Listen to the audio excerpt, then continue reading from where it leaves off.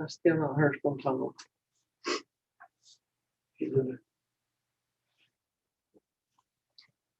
Okay, it is 5:33. I call the Little Grayson County Board of Supervisors budget work session. Smith, would you do the invocation and follow by the pledge of allegiance, please?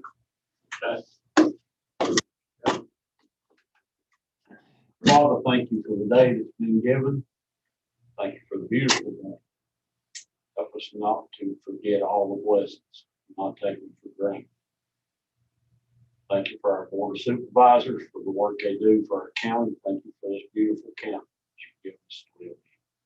Pray that you be with us tonight in the presentation. In your name we pray.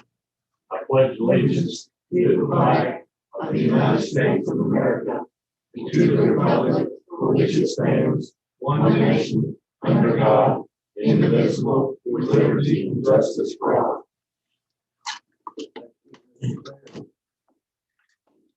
We still do that, eh? Everybody's looked over the agenda. I look for motion to approve. So moved. Second, all in favor, aye. Aye. Okay, first on the agenda is Mr. Ben Sprinkle, WCC. See you on.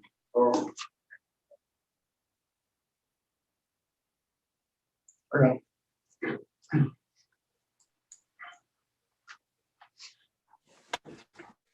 Oh, Good afternoon, Mr. Sprinkle. Hey there. Hey, Dave. Good to see you. good to see you. What I see yet?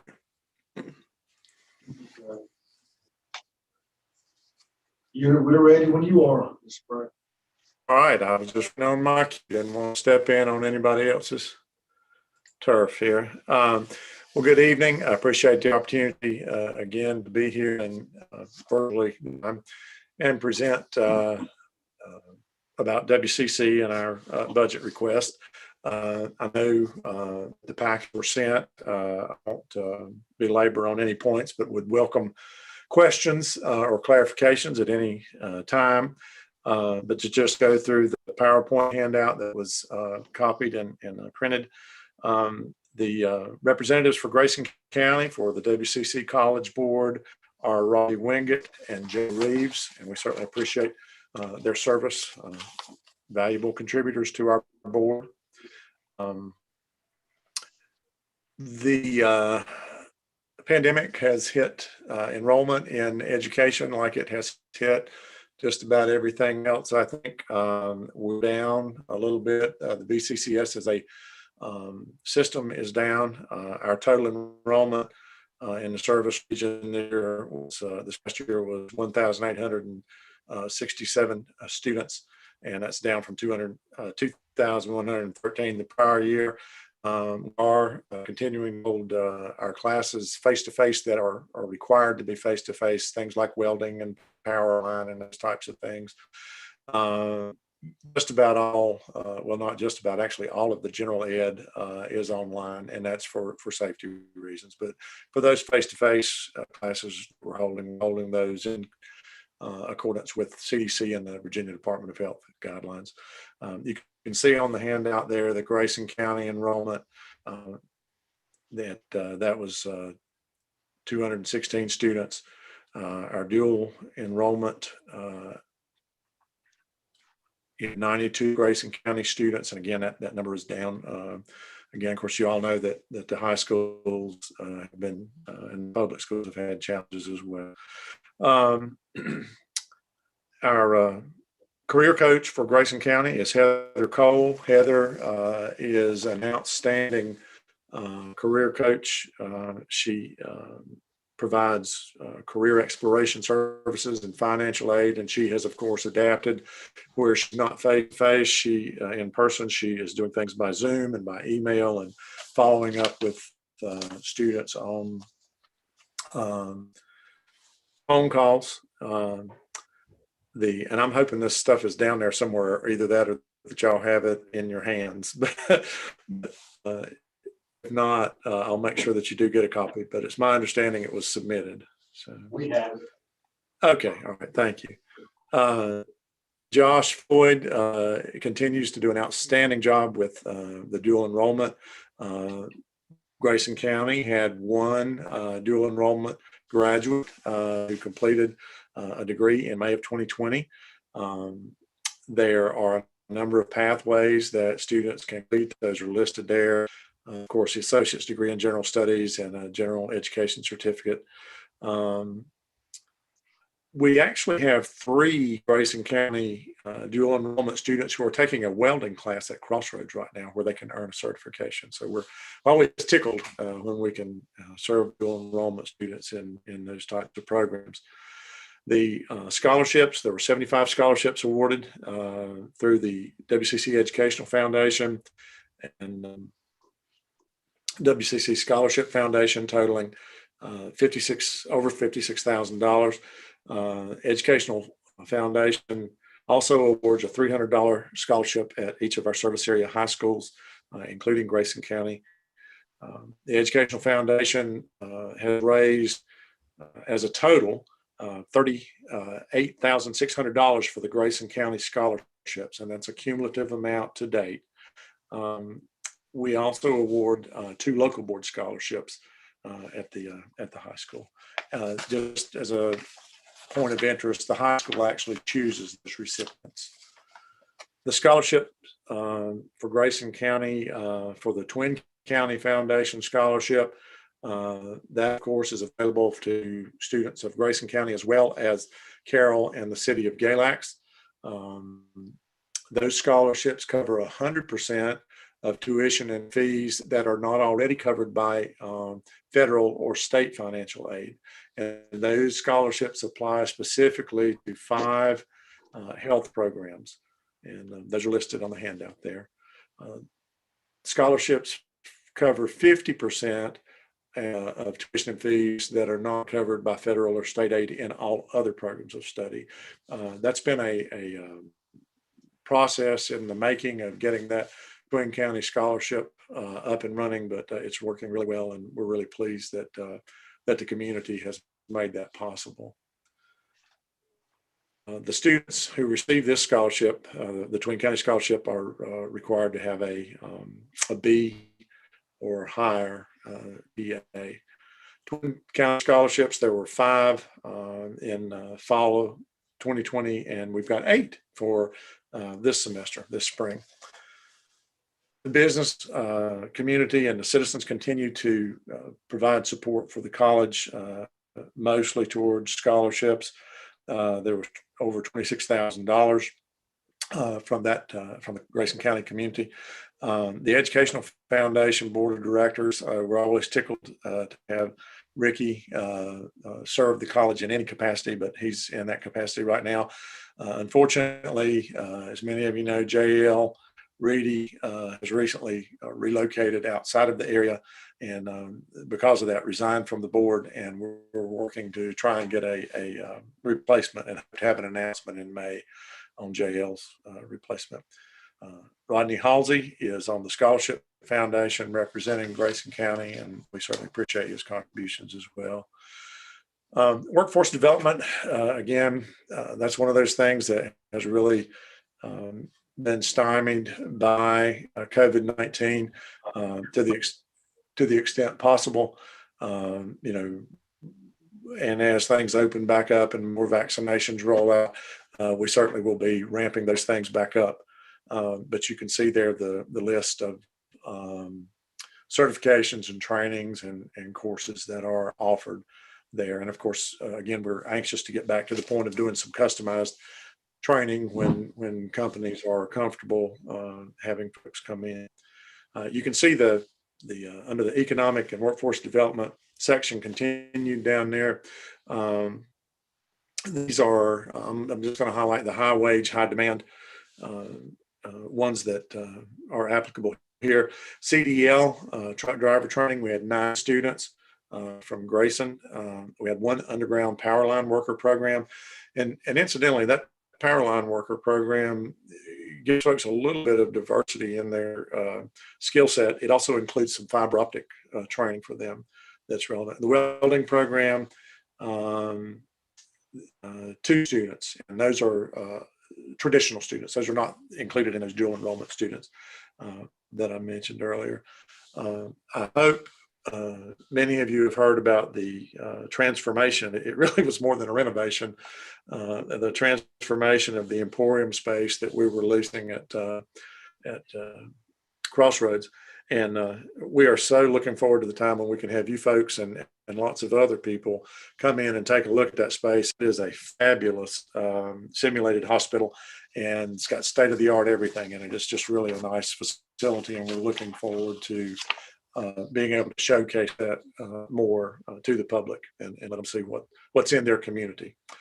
On the last page, again, these things that have been limited in scope and frequency because of COVID-19, but we still have every intention of continuing to offer the computer basics for free and having the other arts, the actual art class and concert, band and the chorus and the theater.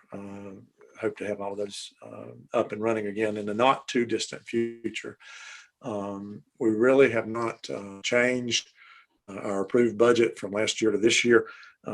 As you know, the amount requested each year is formula based on a snapshot taken at a time in the prior fall, and then the proportions are distributed based on those proportions to each of the entities that provides local funds.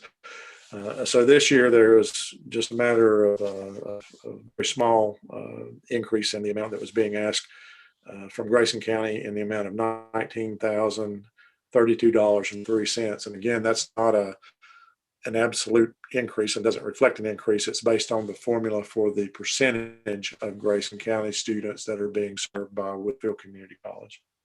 And with that, I'll be happy to talk more. I'll be happy to answer questions.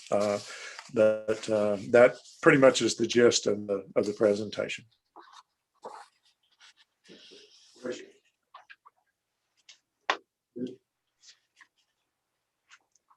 Appreciate everything you do, Mr. Brady. Well, thank you so much. A lady was in Crossroads from Richmond the other day and asked her if she had about 5 or 10 minutes, and I took her into the Emporium. She said, just wait till I go back home and tell them what you all got down here.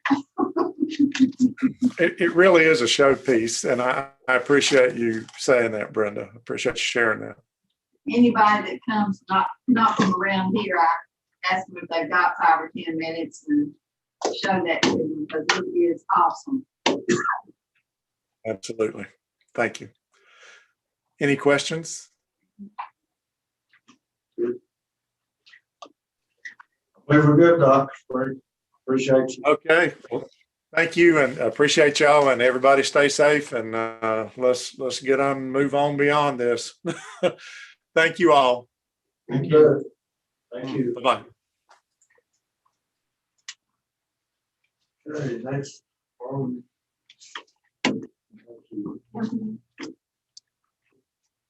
You keep this on right now?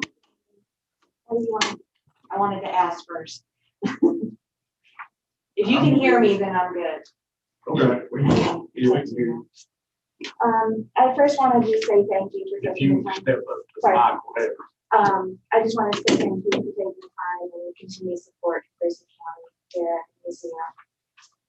I was asked by our board at the museum to come up here and in hopes that we could work together in a partnership for a part-time position at the museum. I was able to acquire a grant that would help us with $8,000 for the part-time position. We're looking to have a salary of $15,000 for the part-time position. It would be somewhere between 38 to 40 weeks of employment, and it'd be somewhere between 15 to 20 hours of work there at the farm. And pretty much it would be a farm maintenance assistant, train me up a little bit to acquire more grants, because with the restoration of the house, and now that we're finally eligible for a historical designation, it opened us up for preservation grants that we were not able to have in the first place. So my hopes are that we can work together again. I'm asking for $7,000, paid for $15,000. This would employ the person from April until November, and then we would let them go for the end of the year. We do have the Judge Matthew trustees have awarded us for next year, because we work on a calendar year for our budget. For next year, they're going to help us with the part-time position. But due to the restoration of the house, they're actually throwing a lot of money because structurally we've had to replace the foundation and the actual structure of the home. So, in the packet, it talks about what the job description is and what we hope to move on and grow with you all. I want to thank you in consideration of helping us. If you guys have any questions, we are planning to open this year. We can come up with a pandemic way to work the museum in a safe manner. We have redone our school programming. We're in the process of redoing our school programming in the last 2 videos. So we're able to go to Grayson County schools and drop off food packets, knitting packets, basket packets, and we hope to grow in that program. But having someone at the farm to help me with cattle and fix fences and restore buildings would be wonderful. But and we're hoping so. You guys will help us on this. Do you guys have any questions? Mr. Chairman, Yes, this is Tom. Just out of curiosity, how has the attendance been during 2020 compared to previous years? Well, due to the governor's restrictions in 2020, we had to shut down because the definition of what our museum was entertainment. Virginia Association of Museums fought that case at the end of the year and said that it was more of an education than entertainment. So we are now able to open up 50% capacity, which for us would be, events would probably be somewhere around 80 people, give or take. But the buildings we have to, because of the way that they are, we have to restrict family units. I had gone to Williamsburg for a week to talk to their group, the people out there and how they were dealing with the pandemic, and got some guidelines through them. So we're going to run our guidelines about the same. So last year, we probably only had maybe 3 dozen people because we were closed for most of the year. Okay. It was a sad state of affairs. We went from 2019 having, during the summer, I probably had close to 20 to 30 people within the week come by. And for events, we had close to 200, 300 people at the events. And then last year, just totally, put a nail in the coffin for us because it feels like it's a start over for this year. So. Okay, thank you. Any other questions? okay. We're good. Appreciate everything you do. Thank you. Thank you. Very much.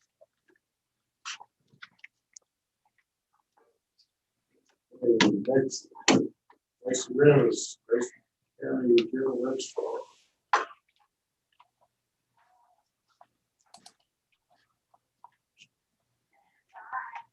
There, Carl. Sorry, I just came in.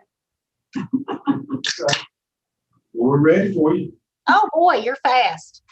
Overlook me, I'm not Zoom proficient, so I apologize if I boo-boo right off the bat. We're good. I just wanted to do a little presentation here. I'll try to be quick about it. I know you guys have a lot to do. But being new to Grayson County, I kind of wanted to give you an idea of what I am trying to do as far as budget submissions and account categories and that sort of thing. So having seen these election budget submissions before, you all know that our electoral board budget varies depending on how many elections we're looking at for the fiscal year. So what we're looking at for 21-22 is 4 potential elections, 3 of them, actually 2 of them, we absolutely will have. The other 2 are iffy. So we might save a little money if we don't have some of these elections that we're looking at. So on the budget that I submitted, the copies that I sent in for you guys, I have added in some account categories.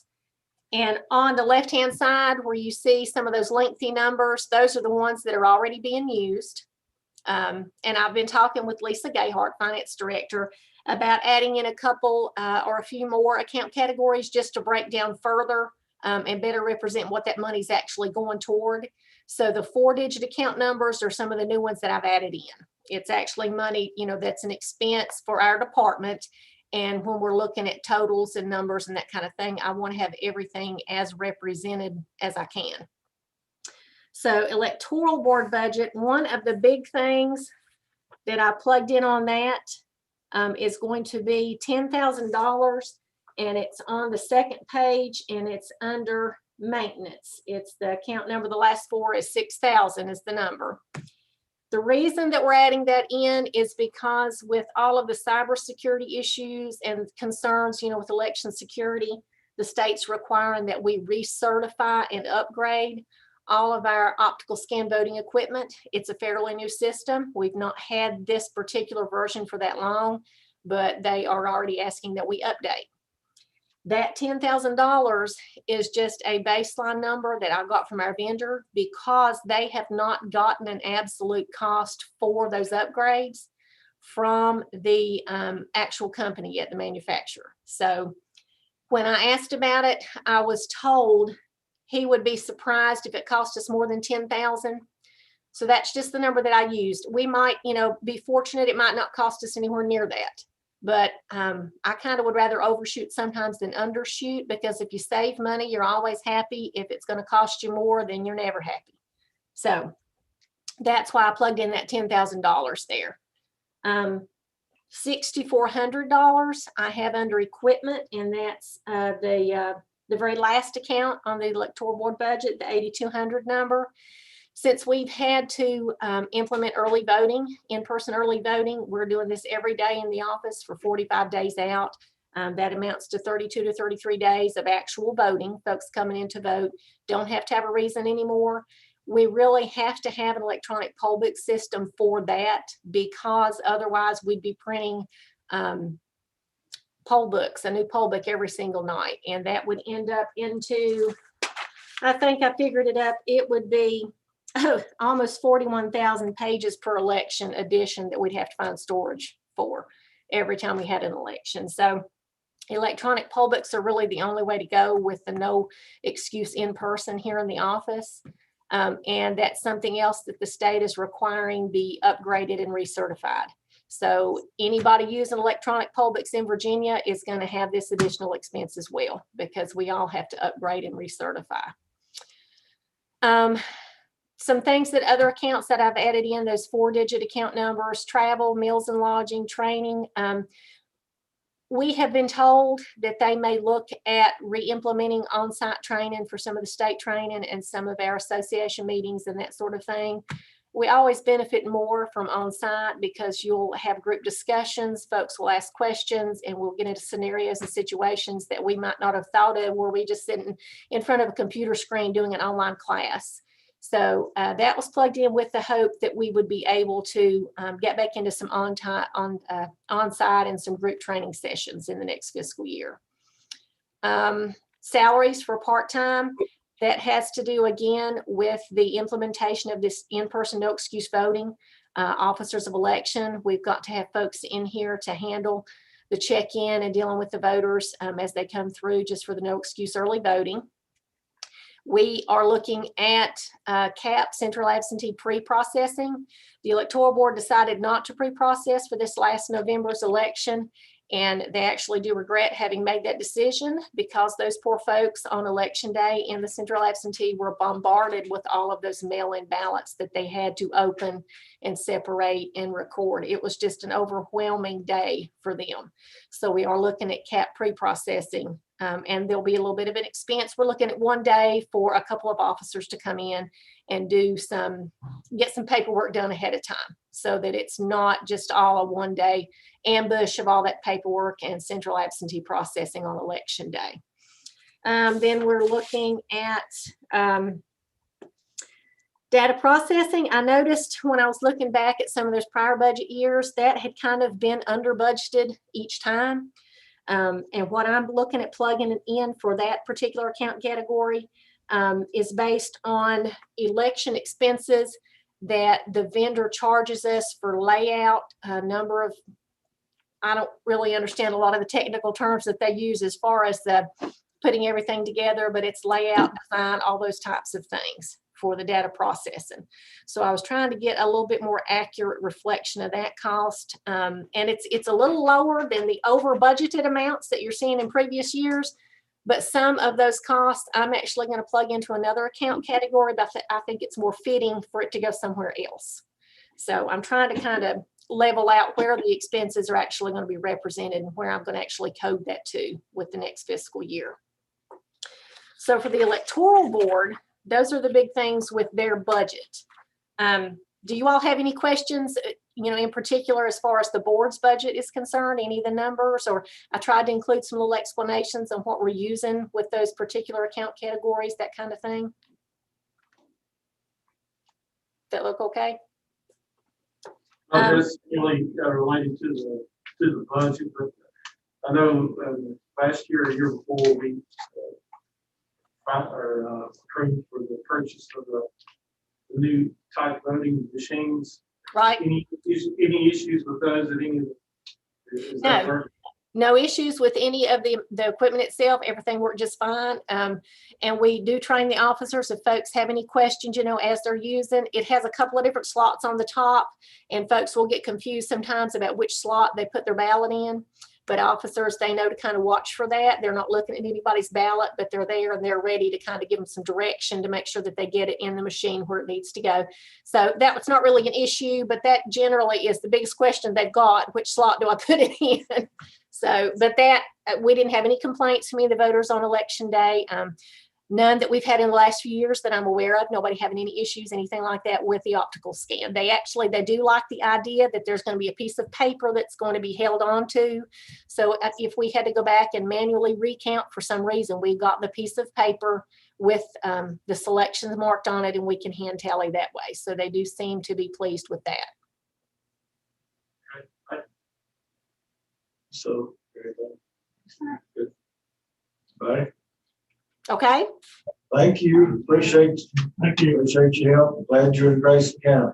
I appreciate it. I'm enjoying it, just trying to get through the paperwork, but I'll get used to it. So All right. thank you. Thank you. Thank you. Very Kristen this year.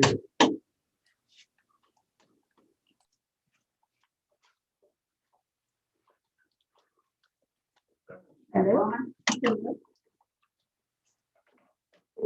Good evening. How is everyone? We're good.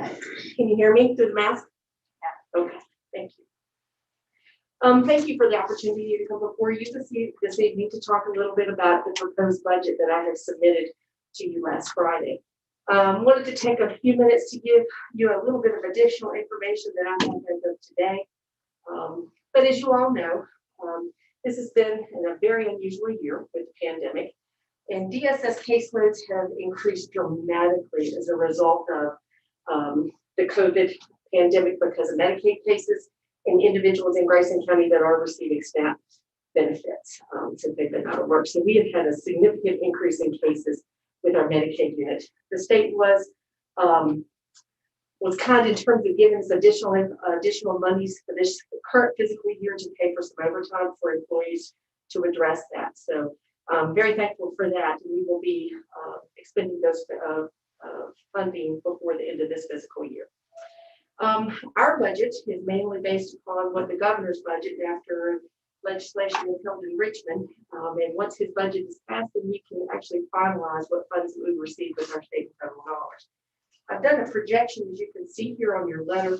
We were asked to do a flat budget this year. The only thing that I have increased is with the anticipation of a 10% health insurance increase for our employees. So that is the only increase that I have in our budget at this particular time. The CFA position budget for next year, we are anticipating $700,000. We review that on a monthly basis. We are currently under budget for this fiscal year. We hope that we will continue with that trend for next year as well, and being mindful stewards of locality money. And one of the biggest things that we have talked about in the past is the reason why we've been able to save additional funding is due to our local foster home recruitment program and keeping our children local. We're happy to announce to you today, as of court this morning, Grayson County DSS no longer has not one child in residential. So we are making progress. That will show up in the CSA budget as well. Funding for the joint position for the resource home recruitment position that we were able to do with GALAX. You know, we have asked the state to this coming fiscal year to take over a supplement for that position. We had to fund it completely between Grayson and GALAX out of local dollars. They are telling us at this point in time we may have to do an additional year so that they can incur that cost to be able to reimburse that. But we have not had final word for that for next fiscal year. But we're still asking for that. Okay. So that may be an additional $30,000 in my local budget that I would have to come up with. But I think it's well spent knowing that we're keeping our children here within Grayson and GALAX and keeping that money up. Okay. And the other thing that I included in your packet was the state is giving us, as of July, funding, and you'll see on the second page, for an additional position that is a new position. Okay. A total of $76,425 for the in-home services, which is a prevention position. There will be no local match this year coming up for the 21-22 to give us an ample opportunity to work that in the budget for funding to continue for years after with a local match for that position. That would be also to be able to stabilize families here in Grayson County and possibly reduce children coming into foster care if we could do diversion placements. The other major component to our DSS budget for next year, as you can see on the legislative priorities that I included as an attachment, I'm sorry, go back there. That was approved last year in the governor's budget, and they pulled that in April of last year due to the COVID pandemic, that they didn't think they would have that in the budget to give it to us, so they pulled it. That is for base salaries, because we are, our current budget for all positions for FSSs as well as for benefit workers is lagging significantly behind state minimum in terms of salaries.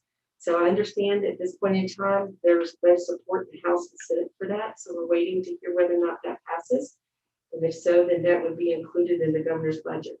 I projected that last year in the budget, and when they pulled it, that money, of course, was used in local funding to help to support the position that we have a joint resource home recruiter position. So I think it's been used effectively for local dollars. We'll see what happens. Not real sure. I do know that a lot of other Western regional directors are worried about the increase in costs that this will incur for both state and local. However, in order to continue to keep good employees, we're going to have to raise the minimum salaries for DSS workers, as you will see, the 39% turnover rate. We don't have that as bad here in Grayson County because we do offer some other things in terms of benefits package that I think that they stay as a part of. We have a good working team. We are certainly recruiting folks locally that want to go away to school and come back here and are employed by Grayson County, trying to do more of that to keep those dollars local. The last thing that I wanted to bring up for our budget is just an additional plea of request that we look at insurance, affordable insurance for our employees, and what we could do here to help with the cost of insurance plans for our families. Many of you are aware of the United Way Alice report, and some of our employees fall within the income guidelines for that hours report. And insurance is very costly to the employees here at Grayson County. And then that's something that we all work on very hard every year. We didn't have that increase this past year, but we may see that this year, and it just continues to skyrocket. So I guess I just wanted to see if you have any questions at this point in time in regards to the proposed budget.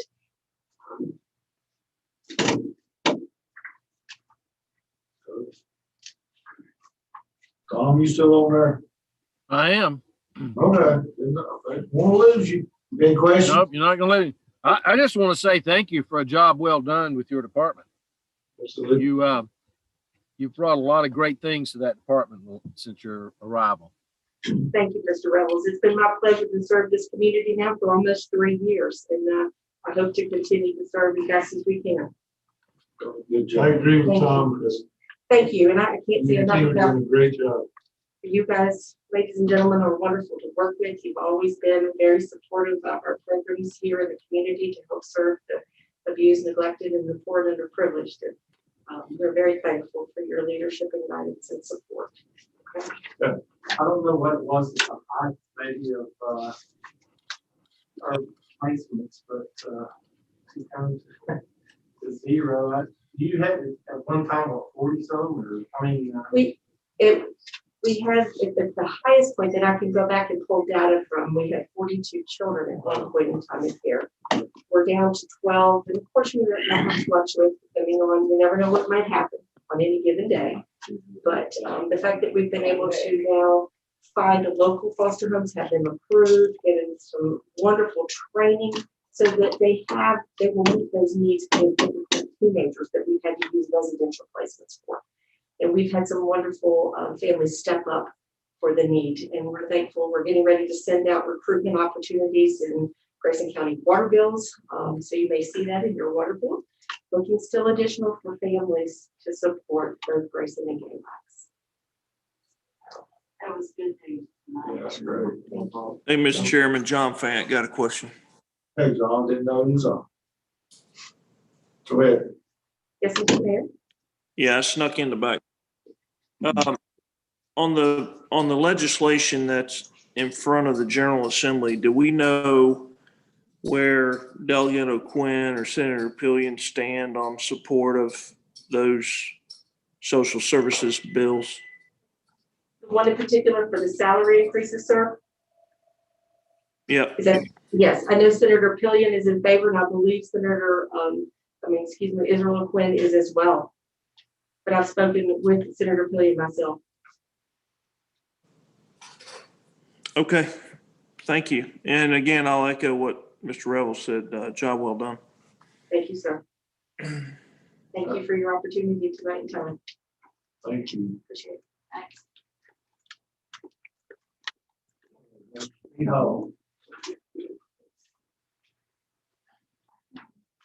Yeah. Very good. Hey, good evening. Hey. Thank you for the opportunity to meet and greet you folks. My budget will be very brief. I'm sure you've had a chance to look at it. Lisa's spreadsheet and worksheet just helps tremendously in preparing the budget, so we appreciate that. Our budget's not very exciting. Try to be very conservative. Actually had a slight decrease over last year's budget, which had already taken a hit from about 5%. So we feel like it is very conservative, but we can beat it. Have a couple of line items I'm a little nervous about, but I think overall we'll be in good shape. Don't know, I'll entertain any questions or comments. I think it's pretty cut and dry. You know, we're used to seeing the treasurer's budget. There's not a lot of complicated things in it, but it's pretty much steady as she goes in our department. So if you have any questions, be happy to try to answer. Okay. Questions? Mr. Chairman, I got one. Go ahead. Hey, Pete, John Fant, now that you've been in the job about a year or so. What's your assessment of the software that we have in the Treasury Department that you and the Commissioner of Revenue, are we in a sustainable path? Is it something that are we at the point where we need to think about replacing it? Are we okay from where you sit right now? Well, I think it has shortcomings, and any system does. But I think my staff would agree that it'd be much more trouble and cost than it's worth at this point to try to replace it. It is, again, adequate, might not have been the first choice of some of us, but it's what we have, and looking at the disruption to offices and cost involved at this time, I wouldn't really recommend that, anything. Okay, thanks. Mhm. I'll echo that. Yeah. Okay, I think I'll be back to see you maybe Thursday, have a little short presentation on collections and how we stand, where we look there, so. Okay. I'm sure you look forward to that. Good job, Mr. Hall. Okay, Thank you, Pete. thank you, folks. We appreciate you. Appreciate, I would like to say I appreciate everyone. My first year here, I mean, Lisa's been great, the staff's been great. These admin guys are wonderful. We all get along, no punches thrown that I don't know of yet. That's good. Thank you. Thanks, Pete. Thank you. Okay, next, Mr. Richard Bone.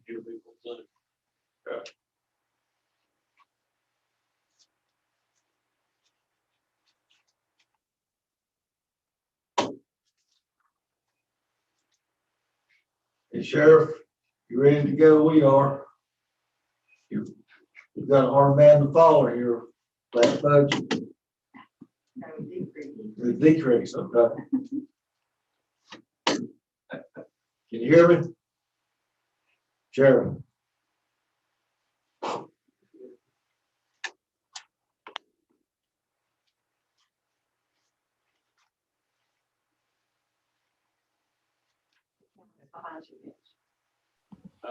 Mitch, you look like you're directing airplanes. Yeah. It's like. Can you hear us, Sheriff? Cameras in the corner there. I think he's on mute. Yeah. You can talk. Hey, man. Nobody can hear us. Back over there. Yeah.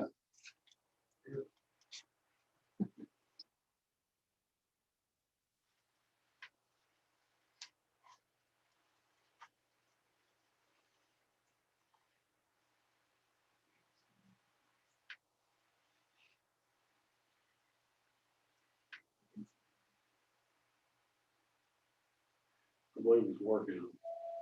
Seems off concentrated.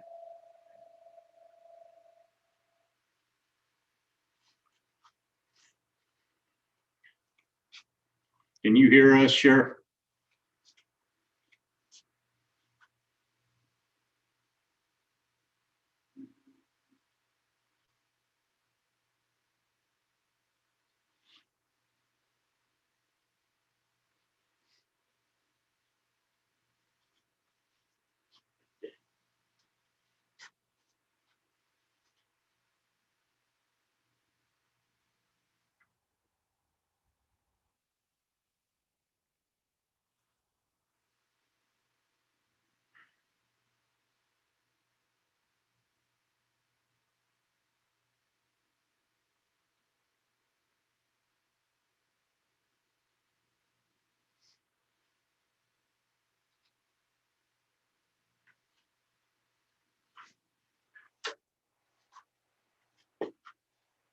I don't know what he even says.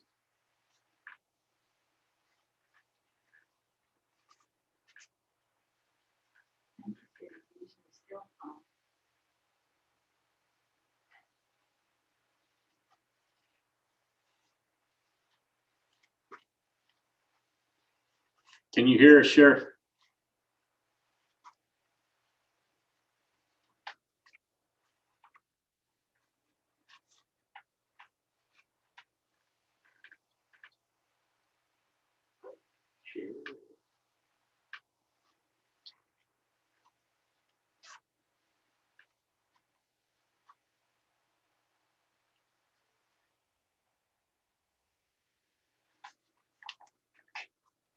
Now, can you hear us?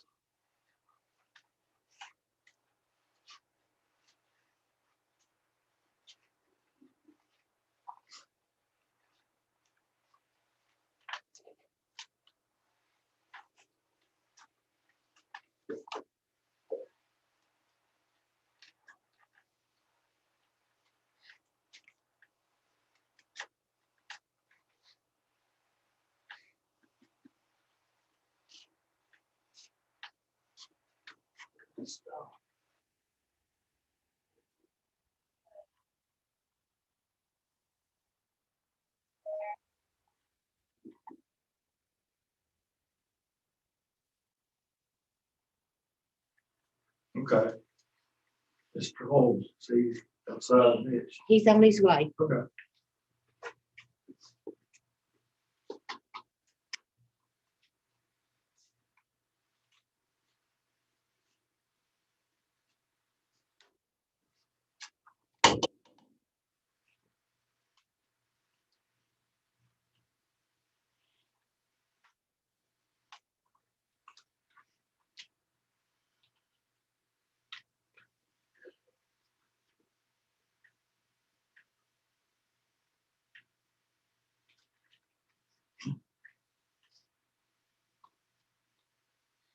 You can see but no audio.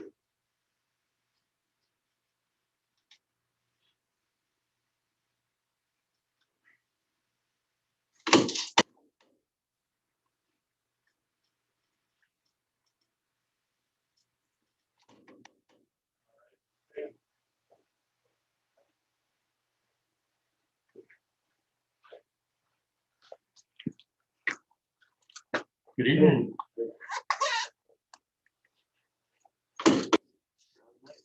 Yeah.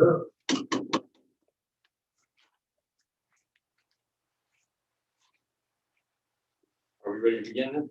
We are ready, whenever you want. Members of the board and everyone else, I appreciate the opportunity to present tonight. I understand we're running ahead of schedule, so I'll try to maintain that. We have a slide presentation to come up, or are you using written copy? Okay. So basically the way I did this, it's a lot less aggressive than last year. And to simplify it, I try to just break it up into things that are going to maintain flat, the things that are going to be increased, new expenditures, and then some new programs. The flat funding, the first 2 pages, and we can discuss any of these line items specifically, but essentially each of these is going to stay the same as they were last year. Most of them are essentially, I won't say they're fixed costs, but they're things that we don't control. It's either pass-through funding that's coming from the state, or it's items that, based on history, we expect to stay relatively constant. There is one change on this. The communication tower is on here at 30,000. That would be flat funded, but we're going to discuss that on the last slide. Kind of keep that back to it, that will probably change. On page 3, we have a lot of items on my budget that are going to decrease from last year. And the biggest reason for these are that we looked at adding 2 part-time positions last year. We budgeted for them. We did not add them. It is not our intention right now to add them for the coming budget year. And the reason for that is because the board wanted to engage the commission and have the commission readily as part of that process. We have, over the last several months, been working on the emergency services strategic plan that's going to encompass all of the changes that we're looking at based on going forward for the next 3 to 10 years. We are going to be reporting that out to the board. I believe we decided in April. And so we will discuss a lot of these further, but the recommendations of the commission and the things that we'll have in our strategic plan will primarily we'll look for funding changes for fiscal 23 for those items. Mostly, there are some items that we'll discuss in a few minutes here that are going to be in this year that we know are going to come up. Decreased funding, again, most of those were eliminating those part-time positions. Professional services, we're going to decrease by 3,000 because some of the things that I wanted to accomplish there have already been accomplished.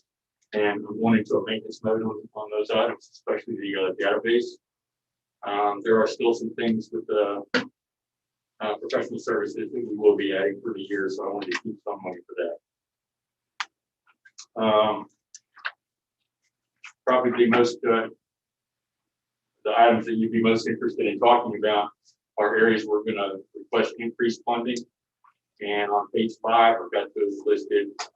There are not that many areas where I'm gonna increase, but I am requesting to convert my position to a full-time employee. And that's based on this year's history, just the items that we're accomplishing, the amount of time it's taken to do it. I feel that I've better serve the county in a full-time position. And I think that work history supports that. We can document hours, however you would like to do, if we need supporting information for that. But I don't think that there's any question that I can make use of the extra hours. Also, there's item 3 there, the training for volunteers. For the past, I won't say several years, for the past 3 or 4 years, there's been $10,000 assigned to training for EMS and $10,000 assigned to training for fire. And last year, when we went through this process, we accidentally combined those and left it at 10,000. So we removed 10,000 last year. Fortunately, it didn't impact the budget this year because with COVID, we weren't allowed to train anyway for most of the year. But I would like to recover that $10,000. So I got 10,000 for EMS and 10,000 for fire. Just as a side note, we did spend a little over 6,000 on EMS this year, in spite of COVID, and that was primarily for the ET class that Gene Barnes taught for us at Rookie. New funding items. The VRS on page 6, the first item, that goes along with converting to a full-time position. I am currently an early retiree in the VRS. And so the way this would work is I will stop receiving that retirement and the county will then pay and my multiplier will continue to increase until I retire again. We looked at, it makes sense to shift the helpline from the IT budget to the emergency services budget. It's not very much, but it will clean up the line a little bit. And then the next 3 lines, we're probably going to talk about a little bit. What I would like to do is take some of those items that we had looked at spending on the part-time positions last year and shift those to more direct support for the agencies. And we're looking at 3 basic areas to do that. One of them is operations support. And I've got a slide where we'll talk a little bit more about what those are, but I would like to set aside $60,000 for that. I'd like to set aside $60,000 for grant matching for the agency, both for fire and EMS. And then I would also like to offer up $50,000 to be joined with Public Works to support a mechanic to service vehicles for the county, both on the Public Works side and this year, the coming year for ambulances. We don't have enough money to be able to provide maintenance for all of our equipment. But if we could get our ambulances, basic maintenance taken care of, well, the routine servicing taken care of, that would be a big help for our agency. And we've got about 50,000 set aside for that. So if you take all that into account, as requested right there, and this is based on earlier this week, so I'll discuss the difference here in a moment. But last year, I requested 658, or received 658,000 for what I'm requesting this year. Would have been 620. That gives us a budget difference of about 37,000 decrease. Because of some things we got coming up with our major communications infrastructure, what we're proposing is to shift that difference into the tower communications line, increasing that from the 10,000 we had before to 30,000, and basically just creating a flat budget from last year to this year. Then I would like to talk a little bit more about the 3 items, or the 4 areas where we're looking for the changes or the new support. The operational support, we're looking at picking up things that the agencies are having to do individually right now and leverage the ability to do cost sharing, leverage the ability to do volume buying. So the first one that jumped out at me is our medical oxygen. So right now, each EMS agency is got their own oxygen contract.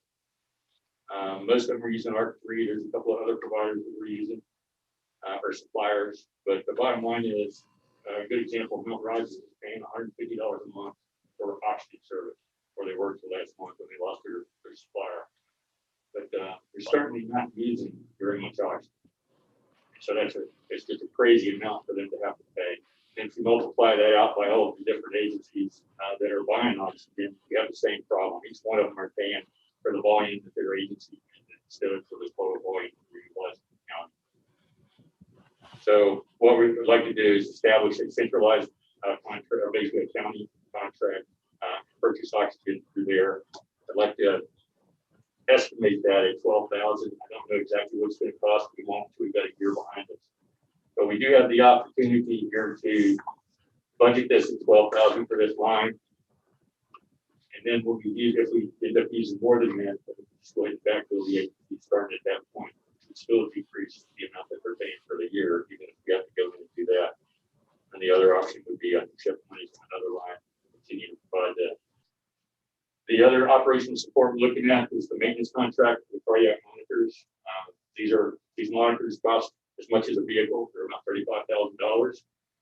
They have to be maintained and serviced every year. And if we go a year without it, then it creates a legal liability for the agency. And it decreases the life service of the monitor. So right now, again, you've got Troutdale with one monitor is going to pay a lot more to service that than, say, Galex, Grayson, or Independence, who have several monitors. And even then, if we could take the entire county, put all of our monitors together into one contract, we're going to save money. We've had initial conversations with the service providers for that. They're open to doing that. I'll also say that these are things that we're putting on the table. These are things that the commission has requested and will be in the strategic plan. We've already identified those items. But at the same time, we're not going to create a system that essentially says you have to buy your oxygen for the county now, or you have to party off the county. They will have the option to opt in, and if they choose not to, then they'll just continue to purchase their own oxygen or provide their own service contracts, whatever they want.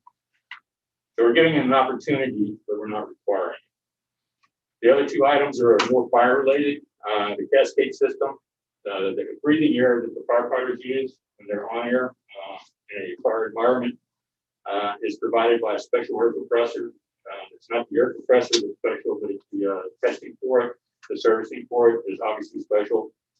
It has to be tested several times a year to make sure that the output of that machine is clean and meets the breathing air guidelines from OSHA. Right now, they're having to pay for that, and I would like the county to pick up the expenses for that. And that's again a life safety issue for our firefighters. And then the last item is also a life safety issue right now. The OSHA requirement for SCBA, the self-contained breathing apparatus that our firefighters wear when they're in a environment that does not conduce to life, has to be flow tested. Basically, it's just a test for the apparatus. It has to be done every year. And again, that's an OSHA requirement. What I'd like to do is pick up the cost of doing that for the fire organizations, so we can leverage the cost on that as well. Depending on how these actually play out, we estimated $60,000. It may be more, it may be less. We won't know until we've got a year behind us. But obviously, if we come up with the cost being less than we expect, then we have the opportunity to move around and pick up other areas of support that are not identified here. And again, if it comes to the point where we've burned through this money, and we have no money we could move into, then we can still go ahead and then at that point, even using the decreased costs because of the volume purchasing for the volume contracts, we can go ahead and backfill the agencies if necessary at the reduced rate over what they were paying previously. So even if we end up having to backfill, they're going to do better than they have in the past. On page 9, the grant match funding support.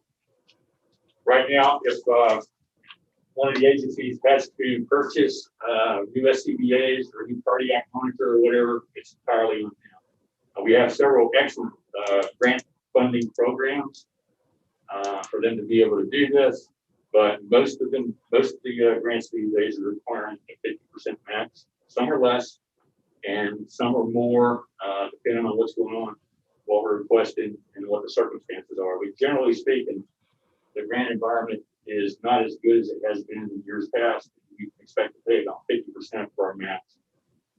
So again, if Troutdale, for instance, that recently bought a cardiac monitor, had to come up with half of the $35,000 that monitor cost.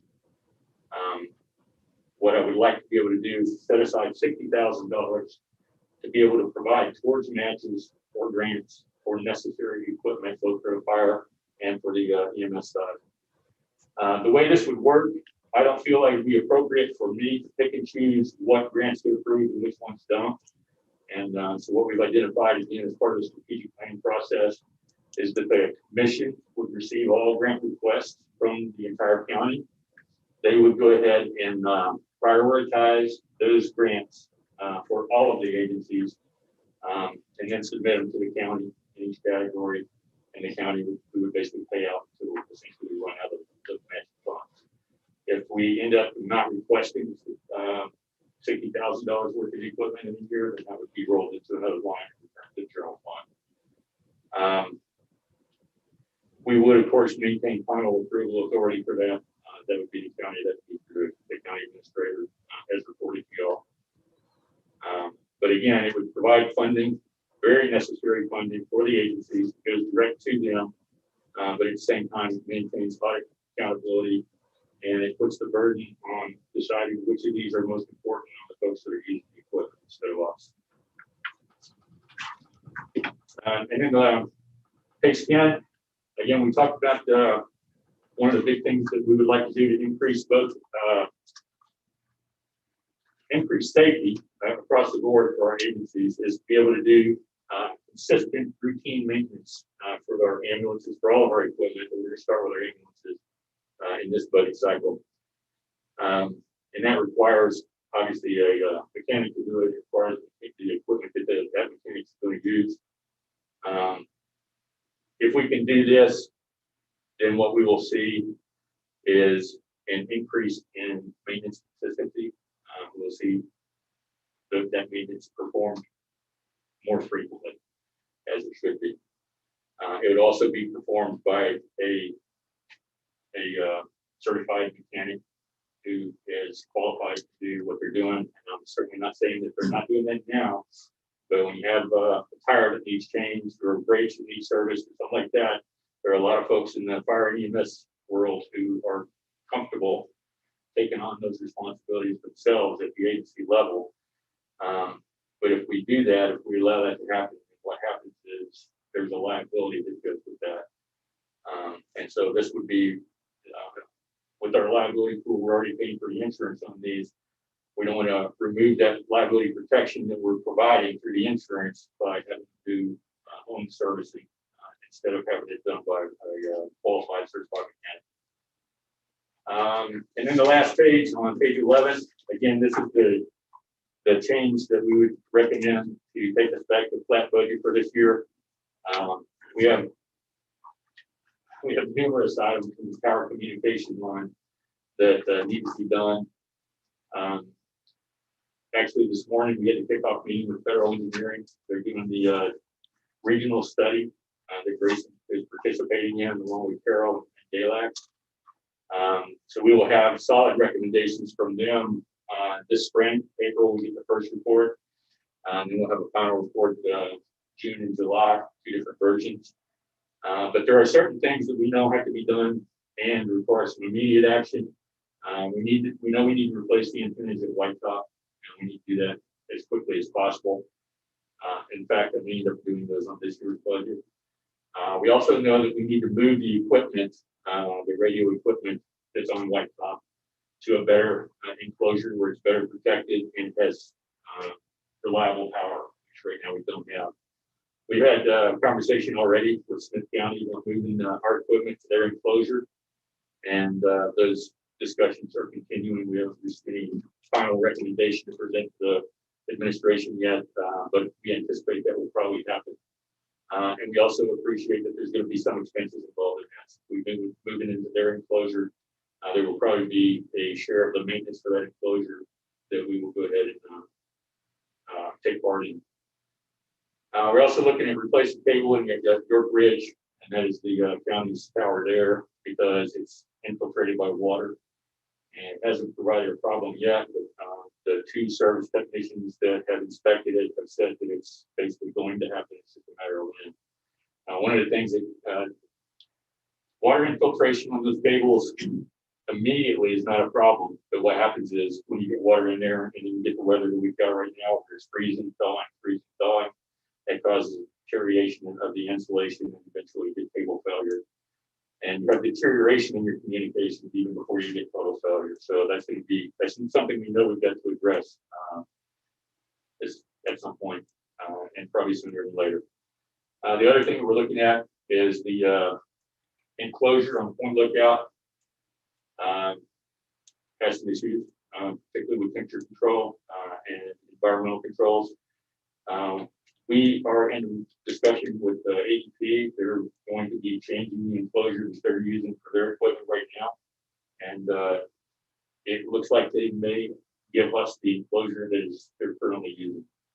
If they do that, and it turns out that that's a usable option for us, then we have to be paying for the site prep and the actual movement of the equipment from the current enclosure to the new enclosure.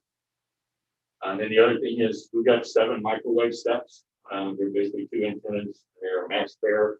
You have to buy them as max pairs. I believe we have 7 sets in the county, every one of which is beyond its service lifespan. And so I would like to have at least a pot of money necessary to replace one of those steps if we lose one. Those are not repairable at this point, so if we lose one, it's a replacement. And obviously, we have the equipment costs on that, as well as the thermals to get the new ones installed and the old ones. So I try to keep this pretty simple. Understand you'll have a lot of budgets to look at, a lot of things to vary, but are there any questions that you have that I can answer or address right now? Question. Thank you. Paul, this is Tom. Oh, Yes, sir. How much did we end up providing to the various agencies during the last year to help them financially without, because of their limited fundraising activities? What was the total? In addition to the normal pass-through funding that they get every year, each of our agencies in the county that service the county receive $50,000 of CARES money. And our 2 agencies that are servicing the county that are from outside the agency, Galax Fire and Galax Grayson US, receive $25,000 each. And the reason they receive less is because they also receive from Galax. So Yeah, okay. Different sources. But that came from the CARES Act, so it really didn't impact your budget. It did not. We did not have any funding in the budget for this year, specifically set to address operation support for the agencies.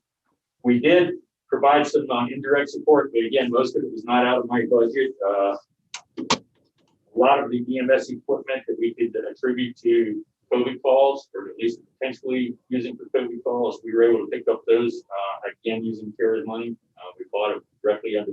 It's kind of how we got into the county purchasing thing anyway, up the door, because it just made sense instead of each agency doing CARES requests back to the state, which would have been a nightmare. We just figured out what they need, we purchased for them, and then distributed it to them. We're actually going to continue that. We've got a space now that has been made available, kind of as a logistics hub to continue to be able to provide that kind of support. Paul, this is Tom again. Thank you for the answer. I like your initiatives and the way you're structuring support service for the agencies. I guess Bill and Paul both, My question is, do we anticipate any CARES Act or similar type of federal funding to help support operations, at least for the first half of the year, while this virus continues and hopefully winds down by mid-year, if that's possible? Do we see anything on the horizon that might help us out if it does not subside and we can't hold festivals and things like that? So, we have not got any solid information that says that there's gonna be any monies that are made available. What we do have are some indications, based on congressional hearings and some recommendations that have been made, certain committees within there, the congressional aspect. They say that, they want to address more money for states and counties, and cities. And as you know, during the last, round of funding for, COVID, there was none, that money was not, directed in that direction. So we think that that's probably going to happen. We don't know what the conditions on it are going to be. We don't know what we're going to be able to spend it on. And we don't know how it's going to be distributed or what the accountability is for it. So I realize that's not a very helpful answer. But I guess if I were to just a gut check, says we're probably going to get something. No, I agree. But we don't know A, how much, and B, what the strings are going to be on it. So Okay, that's and fair. If we did get it, then we may be able to offset some of these costs for jump starts and programs that we have set on the side that are again addressed in the strategic plan, but that would of course require a budget change, which would be addressed through the board at that time. I mean, Bill, I'm raising that question obviously because of Whitetop, the Maple Festival, which happens usually the third weekend, I think it is in March. Yeah. Appears to not, it probably isn't going to happen. And as the largest moneymaker for that agency, Yeah, that's a great point. that's going to create problems. But and there may be other agencies that hold, spring, late winter festivals that may not occur as well. So I just think we need to keep that on the radar screen to think about. Yeah, I agree. We'll be tracking it very closely and looking to take advantage of any funds that are made available. That's a great point. That's all, Tom? Yes, that's it. John? Yeah, Paul, there've been a couple of, I'll call them initiatives. I don't know, that may be too strong a word, but I think Gary Hash had mentioned about, a ladder truck, and then another person, Jason Harris, mentioned about a water rescue boat and that sort of stuff. So capabilities that don't reside necessarily in the county, but based on barn fires in Elk Creek and the extensive flooding we've had, capabilities that we may need to consider. Has the commission gotten a position on whether or not those capabilities need to be acquired for the county? Probably the best way for me to address that is where we're at in the process for the strategic planning is we're a level above that, if you will. We're identifying the areas where we have a gap. And what we will do between now and April, when we present out, is we will look at specific ways to meet those gaps, if you will. So recognizing, for instance, the issue with our ability to do anything over 14 or 18 feet, then the obvious solution to that is a ladder truck. But at the same time, we have all of the other things that we're identifying in the strategic plan, and the commission will take all of those items and prioritize them based on what they feel the needs are. Not that there's not a need for any one thing, but what is the most need? What area needs to be addressed first? So for instance, it would be identified in the strategic plan that is something that we need, but it may be considered they would determine what the priority for that is. Same thing for I apologize. What were the other? You mentioned the ladder truck, and what was the other? Oh, the boat. So again, we're look at that also. And again, rescue is one of the major components that they're looking at because we have a strong history there. But again, we'll look at what is the capability that we already have, and do we need to improve what we've already got, or do we want to take the funding or request funding to add to what we've already got, which makes more sense? And again, the commission has not made those determinations yet. So they're aware of them, and we know it's coming. It's just, you're ahead of us by a couple pages in the process. Well,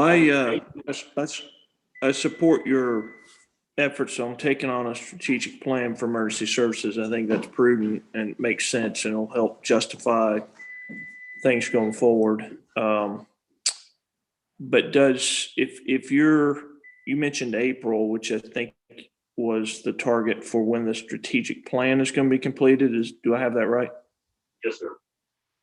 So do you anticipate adjustments to this budget request to support the strategic plan in the upcoming FY? Possibility that there will be some adjustments requested. I don't anticipate we will be doing a request on the order of purchasing a ladder truck or something like that. So we'd be looking at smaller level requests for change, more likely moving money from line to line rather than adding to the budget. If there's something that's going to be added to the budget, it would have to be something that would require, basically it'd be emergent in nature, because I think that the flat funding that we requested will carry us effectively and logically to the next budget cycle, when we can start looking at growing from there. And to be completely frank, we did not want to get involved in trying to figure out vehicles on this particular grant or on this particular budget cycle. We're just not there yet. Especially something on the order of a ladder truck. We're talking about a $500,000 piece of equipment that gets very low use, to be completely honest. When you need it a lot, but you don't need it as often. And yeah, I'm not advocating for a ladder truck. But I think your approach of coming up with a strategic plan that'll identify those gaps is a smart way to approach it. So I support that. Those were just capabilities that were brought up, as you know, in previous discussions. But I think what your approach that you're taking is spot on. Thanks. Thank you. And again, the strategic plan, the work and the efforts involved in that are being primarily done by the commission, kind of facilitating for them. But they're providing the inputs that they will present to you all. So, yeah, John. That's it. Thanks, sir. Appreciate it. Just one question on the maintenance support. Yes, sir. If you're looking at a mechanic to do the maintenance on all ambulances and fire trucks. For this current budget cycle, this request, we're only looking at ambulances. There's just no way that one hire would be able to do public works vehicles, engine, wiring, vans, And that's just routine maintenance. It's nothing. Do they pay their own bill, or? We would basically, they would not pay for their routine service. So we're talking about annual inspections, and we're talking about the most of the time it's a quarterly safety inspection and fluids and filters and things like that. They're not talking about doing repairs. So if we have a vehicle that goes down hard, then that's going to be handled the way it has in the past, at least for now. We would like to see this possibly grow over the years, where we can add our fire apparatus, our staff support vehicles, and then we would also look at down the road at some point where we have enough support there where we can do maintenance, repair maintenance. These guys pay a lot of money for vehicle repairs. It's a huge. That $50,000 is just for, I met with Jonathan out of the works. We think that it'll take $100,000 to get a hole cut out in the wall and install a garage door tall enough to get the vehicle in, get a tire changer or balancer and a lift. So we think that's $100,000 process, all just offering that $50,000 toward that. And then there's other costs that the county would be incurring with mechanic and the cost of fluids, cost of filters, all that would have to be incurred for a job from the department. He would be buying more oil and more filters, things like that. That, you know, we ain't got in that deep. I guess it could be put back through Paul's department, the cost of that. But right now, the 50,000 is just toward getting set up to do this. Would the garage be a consideration, being that they're large enough to accommodate buses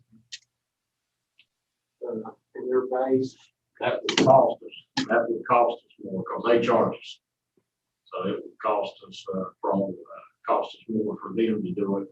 And we're already doing it at Public Works with the Public Works vehicles. The guys are doing their own or whatever. It's more of a burden to do that. And Jonathan has said for the last few years, I need a mechanic, you know, to do these. We're saving the county all kinds of money by doing our own repairs and home maintenance and all. But I need somebody to do that. This gives them an opportunity to be able to have that person to do it, because now we can fill the full position with the helping the county out on their emergency vehicles also. So you can kill two birds with one stone, get his service and get the ambulance service. Hey, Mitch. Yeah. This is Tom. If the agencies are already incurring the expense and are paying for it out of their own funds, is there a way that they could chip in and maybe pay for the fluids, or, you know, not have to do it, but pay some fee to help chip in money out of their current budgets to help support some of this? I mean, it'd still be cheaper than what they're doing now. Absolutely. I think that could be looked at. And, you know, if all they paid for was fluid and filter and the work was done for them, they're still going to save a ton of money. Oh yeah. I mean, not only that, but just the time and effort they have to go to arrange for the service and then pay for it. I would think that would be a reasonable ask. And they're, you know, just buying the tires that they use on their vehicles, and our guys doing the changing and balancing and all that's going to be huge too. That's saving a lot of money, because Jonathan buys his tires on volume, and so he gets better prices through volume. I'm sure Paul and Jonathan could work something out to maybe do some volume buying on ambulance tires or whatever too, and then just charge back to the agencies. And then basically our mechanic would put them on for them. And with this tire changer and this balancer, that would be possible. This would also clearly fall under the operational support line. So if we had money that is not expended towards the things we've already identified, we could also pick up some of this as operational support. But yeah, backfilling has always been part of the plan. So we know that the county can pick up all their operational support equipment, all operational support, but what we can do is make it cheaper than what they're paying now. And this would fall in line with that. I'd say the labor alone would be a bill in half. Yeah. For servicing the vehicle. And keep that mechanic very busy. Yeah, this one mechanic would stay between Public Works and the emergency vehicles too. They might have to help him from time to time, help him a little bit from time to time, which they're used to doing. All right. Anything else? Hey, Mitch, Appreciate it. I got one. Go ahead. I'll show my ignorance here, but you know, I thought we had a county maintenance garage up at Bridle Creek or something. So how does this fit into what it is they do? Or are we, how does that work? That's the schools. And right now, the county pays them to service our fleet of vehicles here at the courthouse. The public works services are on at their place. They do their own. And they do not have the ability to pick up the volume and adding the ambulances, even the ambulances by themselves, they're gonna be able to pick up even that. Okay, so then, well, probably a little too much detail about how this is actually gonna work other than having a person. I understand there's a maintenance facility at Public Works, but not sure I understand how the maintenance gets done on all the other ambulances and stuff and where that occurs, but we can talk to that as we get further into the process. Thanks. Okay, thank you, Mr. Coles. You've done a good job through this pandemic. It has been. You know, Grayson County's been very lucky to have you come in here at the time that you came in and lead the way through all that we've had happen over the last year. We appreciate it. I appreciate it. I appreciate the opportunity to do what we've done. Quite a bit. So thank you all. Thanks for the ability to present. Thank you.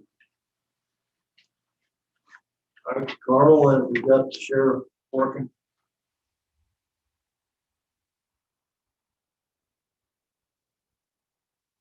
Okay.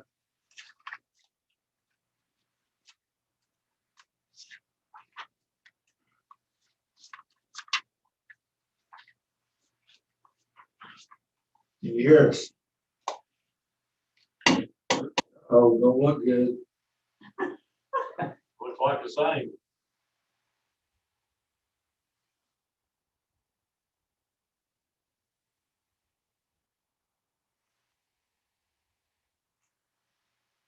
You want to get back to him, or you gonna do it now? Okay.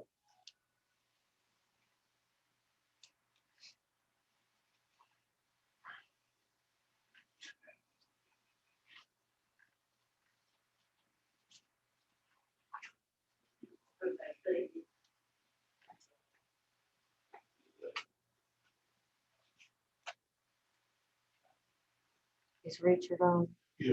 But we Okay. can't, Yeah. you can't hear us. Okay. Looper is here. If you, I don't know what you want to do. We're getting ready to do it. Okay. If for Carl to get him on. Yep. Okay. All right.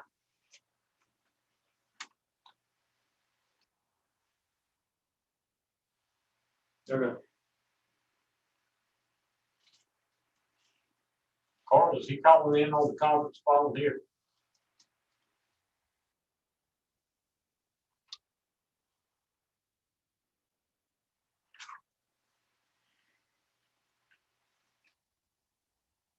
Okay.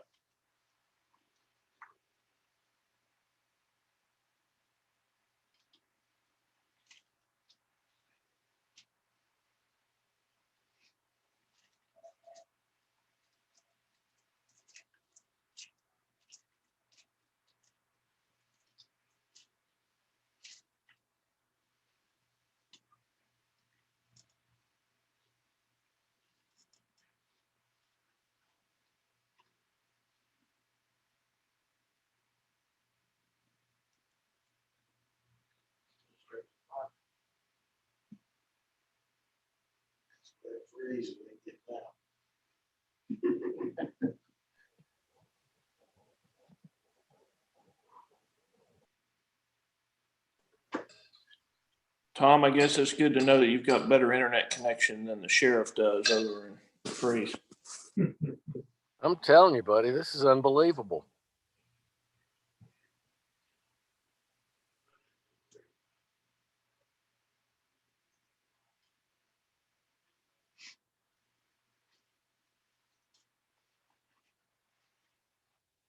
Hey, Carl, you could have him just call Linda and put it in here on the conference phone. We could hear that way if he's having trouble connecting through Zoom. We got a conference phone set right here and you can hear well with it.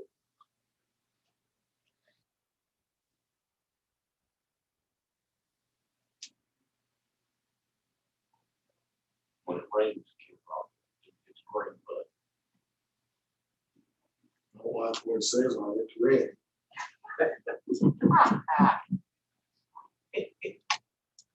That's what you did late day. It was.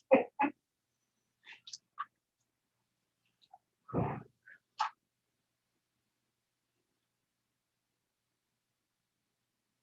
just hit the wrong button. Yeah. Then that second time we have my call. Yeah. You walk through the door.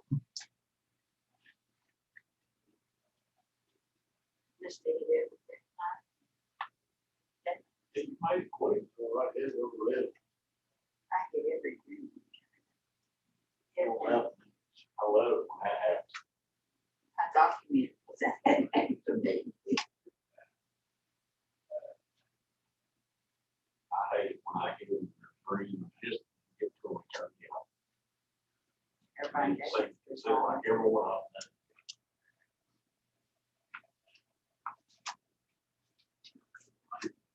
that. Yellow man speed up going under. Yeah. There's the cameras in our vehicles. Get it very hard, sets camera off, we get stolen. Stop. Hey, Bill? What do you need? Bill's not in here. Oh, okay, Mitch, is this being streamed live to people in the community? Carl? You too. Oh, okay.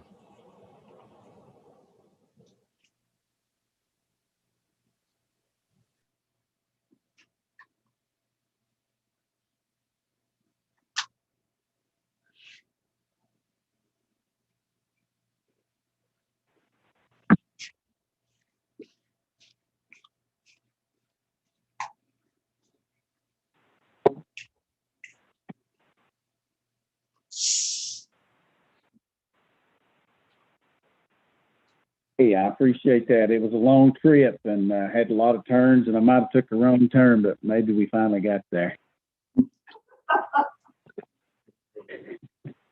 Hey, good evening, everyone. Hope everybody's well and happy. Did want to talk to you about our upcoming budget. You know, a lot of department heads have projects and plans and things that they want to complete when they start compiling their budget. But this year, our plan and our goal is to take care of our employees. Most of you know that last year we lost 8 deputies to other agencies. We lost 3 to the Virginia State Police, 3 to Galax PD, 1 to Hillsville PD, and 1 to Carroll County Sheriff's Office. And these folks left Grayson County for better pay and for better benefits. And, you know, if they're bettering themselves and their families, you know, I can't blame them. Our starting deputy pay for compensation board positions is $33,475. The starting pay in county funded positions is $30,000. That's below the livable wage. In some instances, they qualify for public assistance. I took the number of our patrol deputies, 11 of them, and averaged out their salaries. The average salary in patrol comes out to $35,000. The state police, they start their troopers out at $44,290. 12 months after graduation, they're up to $48,719. We have a career deputy who's a master deputy that's getting ready to retire next year, and I think all of you probably know her. She's done an outstanding job for 25 years. She's a master deputy. She's got a 4-year degree from Virginia Tech, and she's going to be retiring making $50,300. She's retiring after 25 years at just about the same rate of pay as a Virginia State trooper is starting their career. And troopers will retire at $100,000 a year, and they have better pay and better benefits. So, you know, I know we lost 3 to the state police, and like I said earlier, the state police, they are still actively recruiting our officers. They will have another abbreviated academy in the near future. Our academy at Bristol for deputies to be law enforcement certified is 20 weeks. The state police on a lateral transfer, all they have to do is go to Richmond for 8 weeks, spend those 40 days in training. One of our deputies that actually is still living in Grayson County, he's assigned to Bland County. and working as a trooper and now making over $50,000 a year. So it's hard to compete with those salaries and those benefits, such as their retirement. Their health insurance is much better.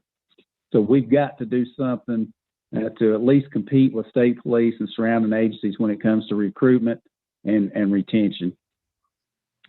We came up with an idea. I know I talked with you last time at one of the meetings a little bit about salaries, but we came up with a way to repurpose some funds.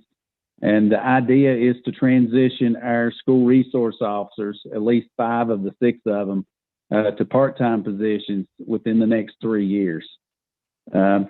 Next year, hopefully, we'll have 3 part-time SROs. We still have Bobby Jones at Freeze.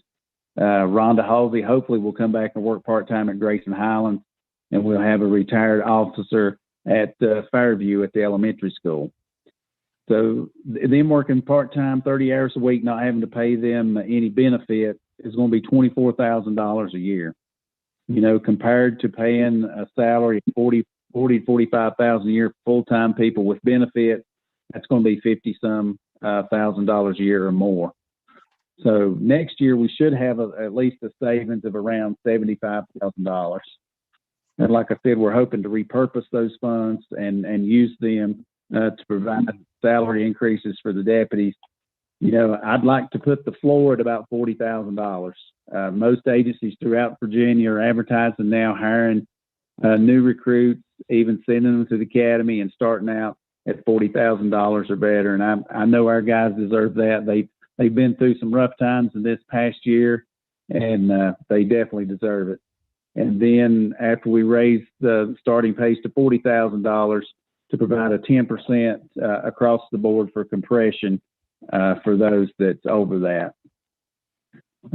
Our high turnover rates, it just don't affect our budget for training. It's a loss of experience and talent in the workforce over time. The 3 that went to the state police, 2 of them had been on for over 10 years. I mean, that's a lot of knowledge, a lot of experience that we lost. And in addition to that, the average rehire time is about 3 months, sometimes more. If we have to advertise a position, interview, do psychological evaluation, send them to the academy, you're looking at least about 6 months before we get any work out of them. And the cost to rehire, send them to the academy, field training, uniforms, and equipment, I estimate at $25,000 to $30,000 per officer. And it's hard to recruit officers this day and time anyway. And especially at low 30s or $30,000 a year, it's almost impossible. And I get a lot of calls at the office from folks from out of the area. I don't know if it's COVID related or they're just tired of the big city life, but a lot of prospective residents, people wanting to move to Grayson County. And they want to ask about the crime, the response times, the area of the county that they're looking to move into. It's real important to these folks, especially being in a rural area. They want to know what our response times are going to be. And, you know, I'd like to be able to tell people we're at full staff, we respond quickly, and we have a low crime rate. But when we're always down deputy positions, it makes that hard to do. So I hope that you guys would consider paying it forward to our officers this year and grant them this pay increase. That is the only major thing that's in my budget. I'd be glad to answer any questions if on any other parts of the budget, but that was our main focus for this evening. And I also want to wrap it up by talking about the contingency fund. I know last August we agreed to move $130,000 or 5% out of our budget into the contingency fund. And we were told that by mid-January, we would know about the revenues, and that if the revenues were the same or good shape, we would get that money back into our budget. So I need that money. We need to purchase some vehicles. We've got some that are in need of repair that, you know, maybe $3,000 or $4,000 to get them fixed. And if we can get this contingency fund and go ahead and purchase our vehicles, that would be a savings of spending money on other vehicles. For us to order vehicles on state contract, if we can't find them on a lot somewhere ready to go, which is unusual, but it's going to take 60, sometimes 90 days with COVID to get them on state contracts. That's going to throw us behind even further. So I hope y'all will consider that this evening and put that contingency fund back in our budget so we can at least get our vehicles. Well, I'll answer any questions you may have.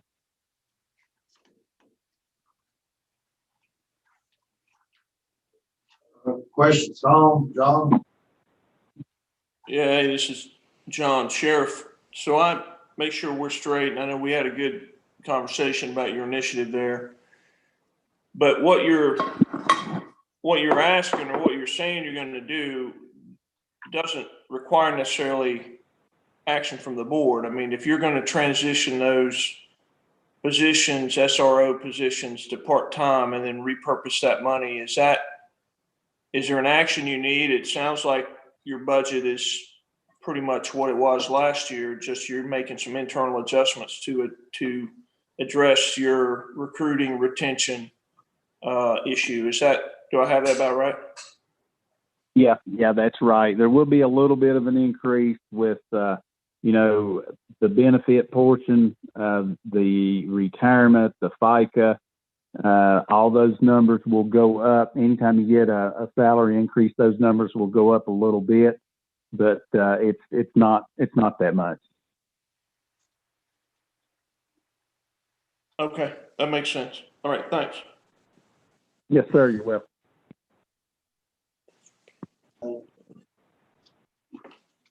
Tom, you good?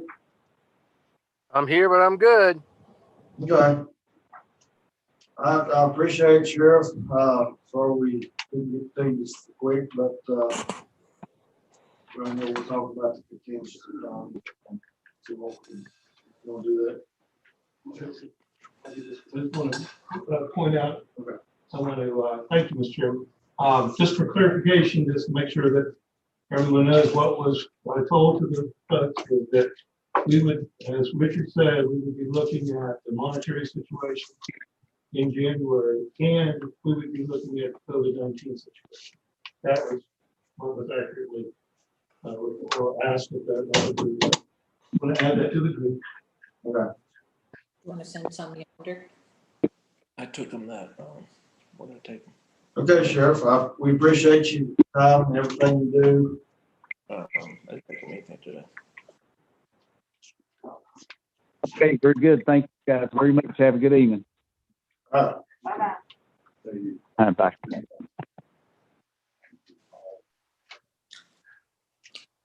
Up next, Mr. Looper.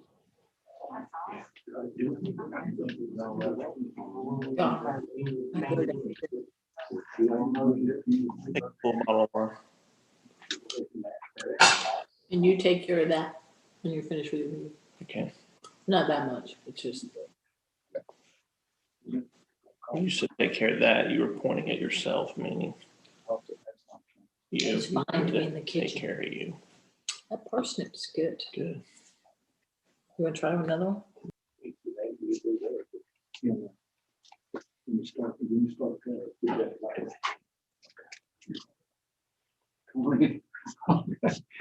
Well, I didn't know. The best for last. Yeah, Mary's last.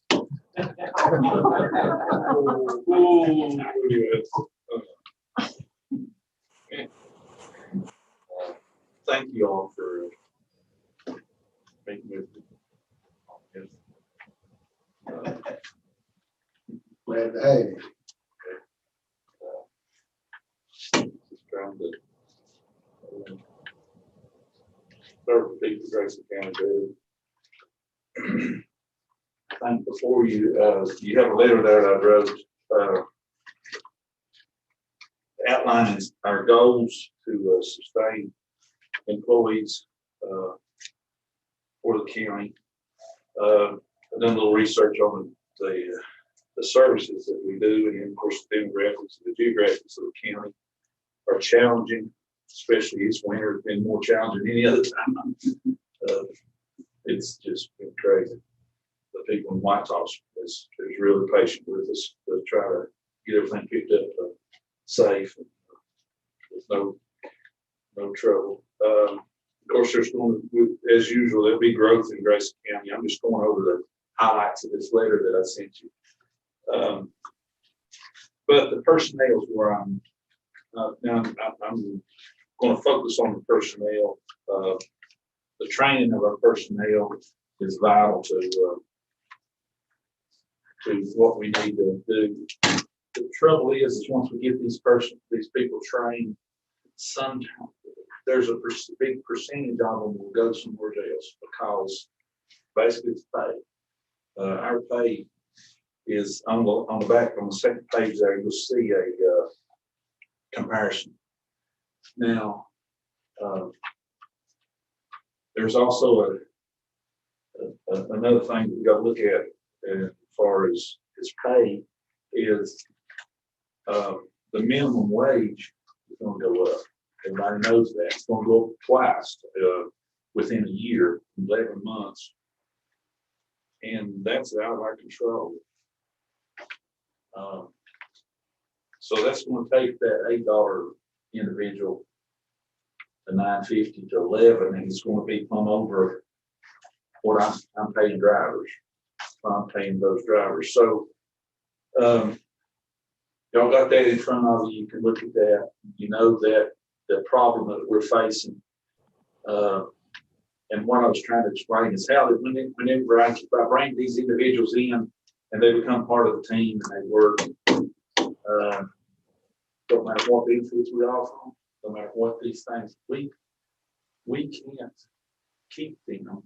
The money is what keeps them here, or keeps them, or the money, the possibility of going somewhere else is what. I've lost 3 guys in the past year.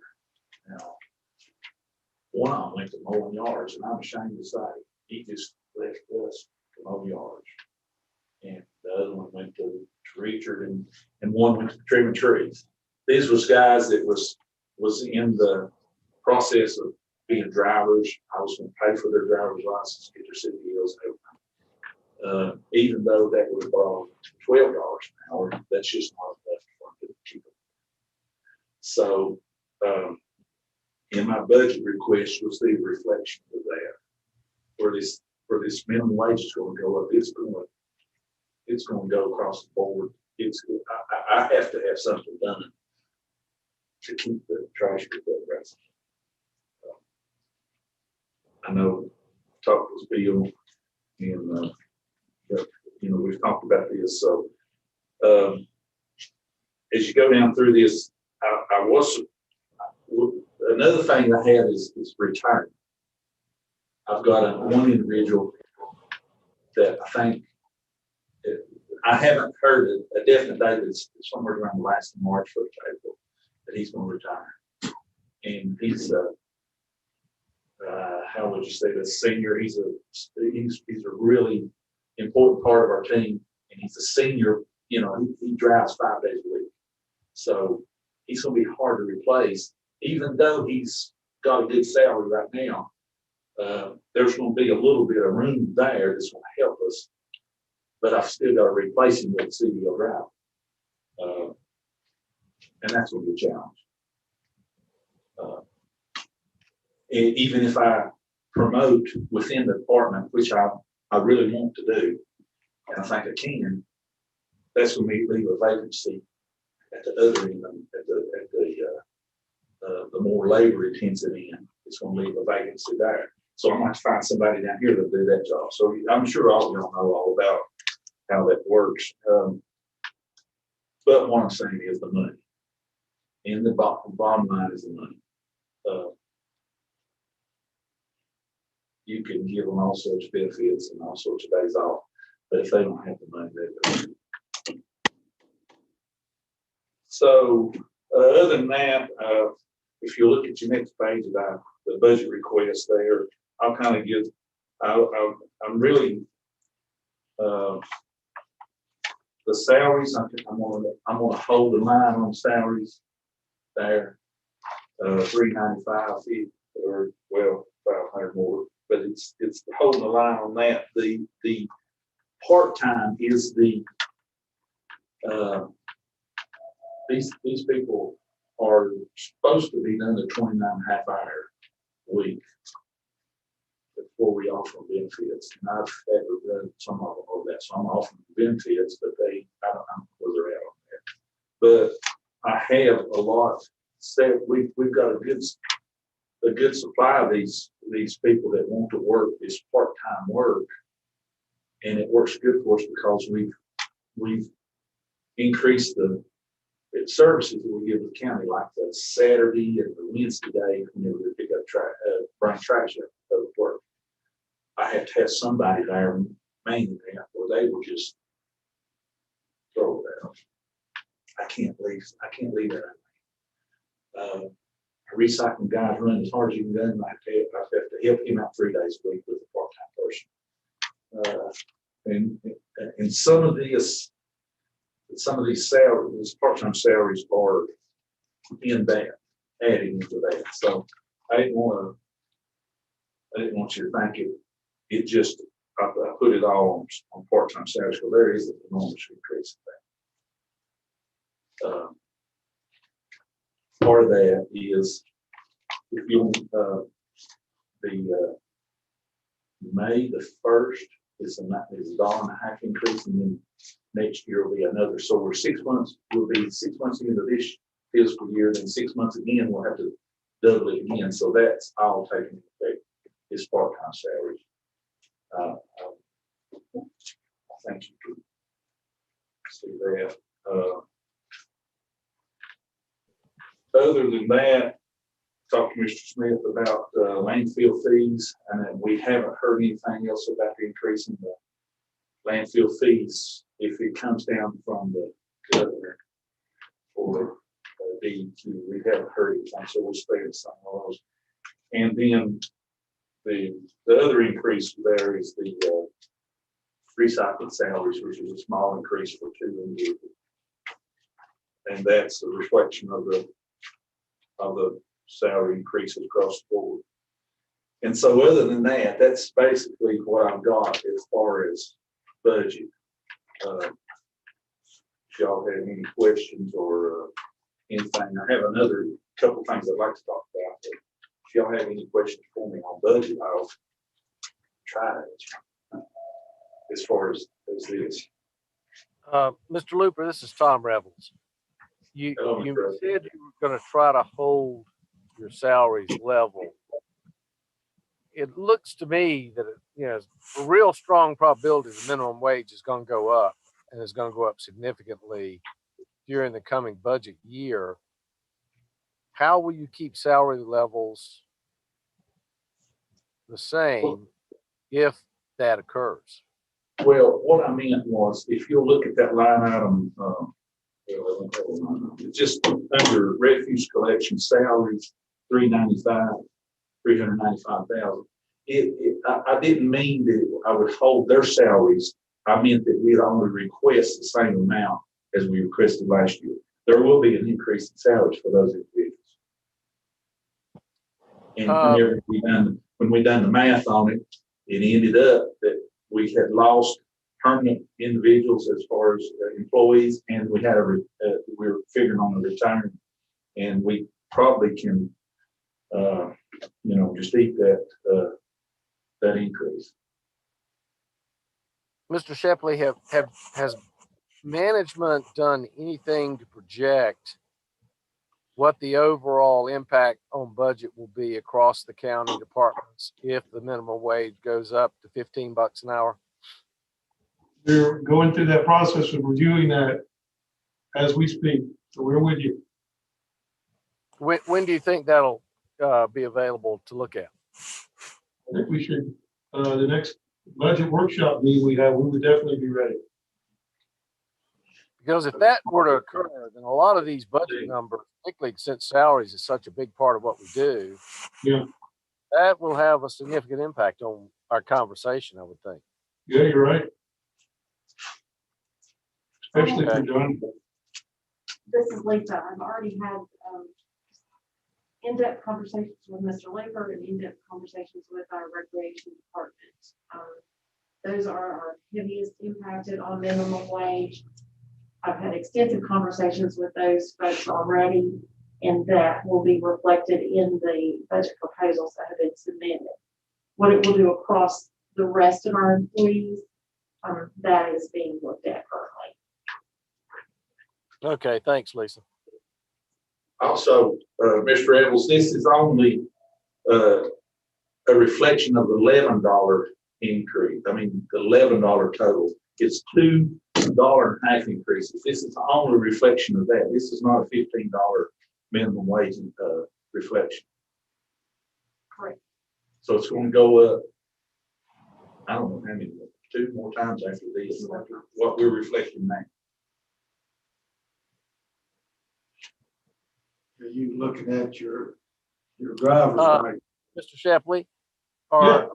are you looking at, can you do an analysis that will show what it would be if it's 11 and what it would be if it's 15? Yes, sir.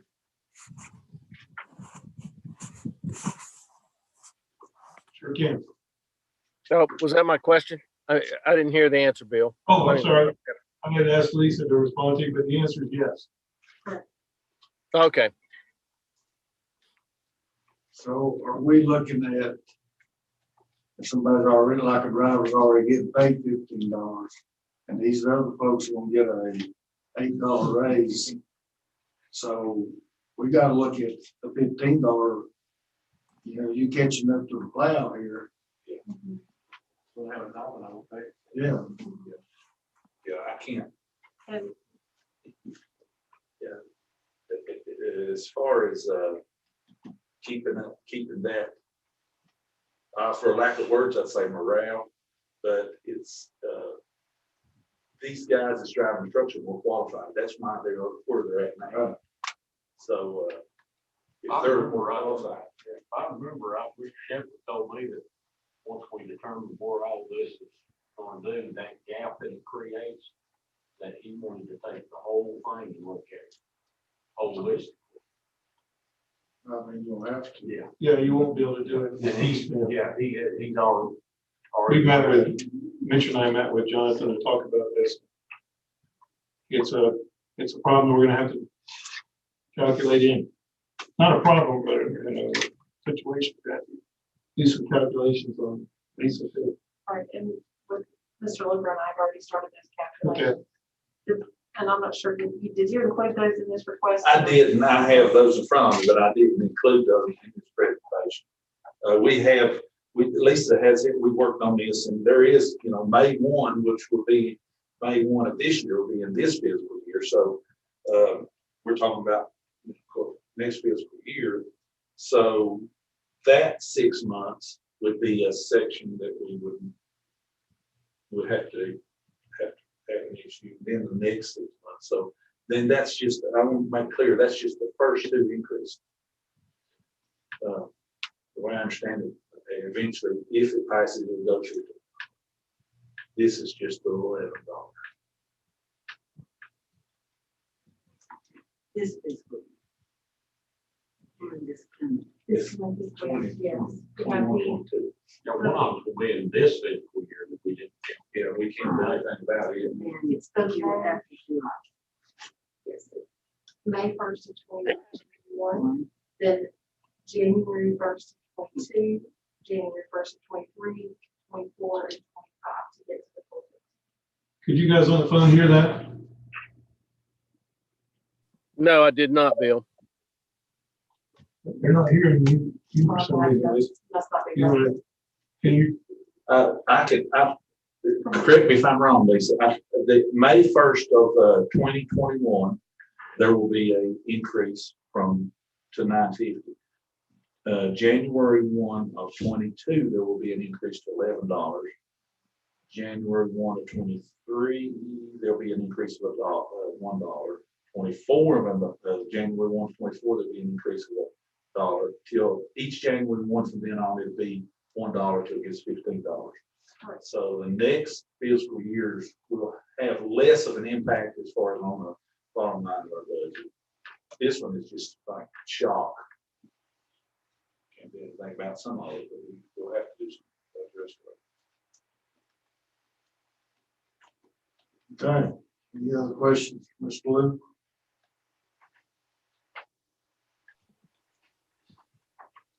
No, you wasn't the last one, you're still number one of us. They work hard, Mr. Looper. Well, thank you. Can I address one other short thing? We, proud that we're excited about the, opportunity to help out the EMS. With the initial setup of this, in order for us to get going this fiscal year, Paul did inform me that he may be able to move 50,000 to help us out with that initial setup. Of course, we can't just come hit the ground running on this thing. We've got to, first off, we got to make the facility basically cut a hole out in the wall and put it over it. I mean, that, and then we got to have a machinery. We got to have a lift. We got to have a tire changer. We got to have a tire balancer. We currently have an old tire balancer that I bought at the surplus for a little nothing, but our tires aren't balanced on our trash trucks, so they have to be balanced on animals, obviously. So you have to have these machinery. So anyway, that, you know, if there's 50,000 in it, if I could come up with another 50,000, we could, to get all the machinery, to get the facility ready and things like that. So I just want to let you know that. I mean, y'all are welcome to come, look it over, see what I'll show you what we've got planned, if it'll work. And just let me know if it'll work for you. You can come anytime. We can look it over.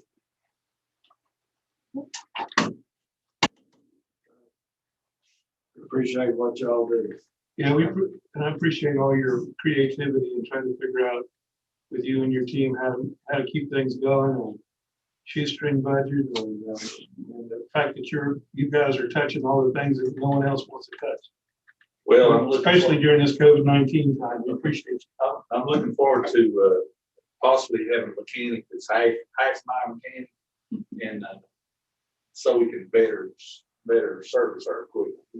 I appreciate the trucks that y'all supported us with. I can't tell you how much they was which we'll talk later, but that probably made it possible for us to really say we hope we can get our job pick up this year. Without these two new trucks, it would probably have been impossible. Okay, thank you all very much. Thank you. Thank you. That's very Thomas. You gonna be on the boom. Carl. Okay, thank you.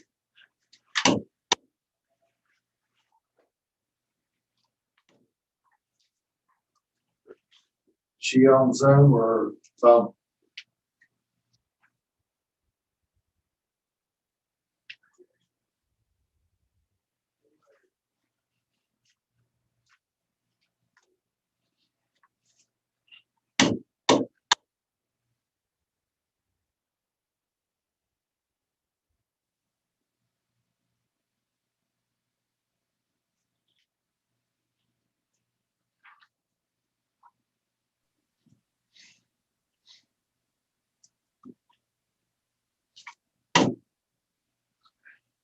I know we got right on time, 7:35.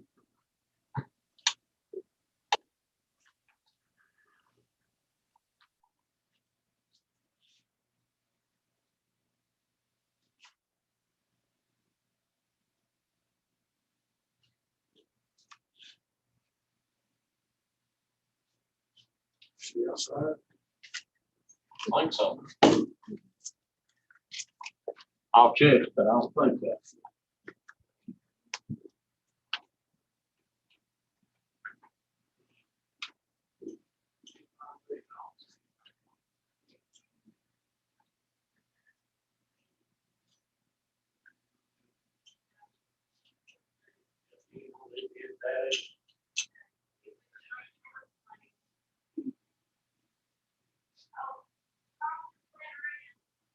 Okay. Chief, Linda said Carl just let her in.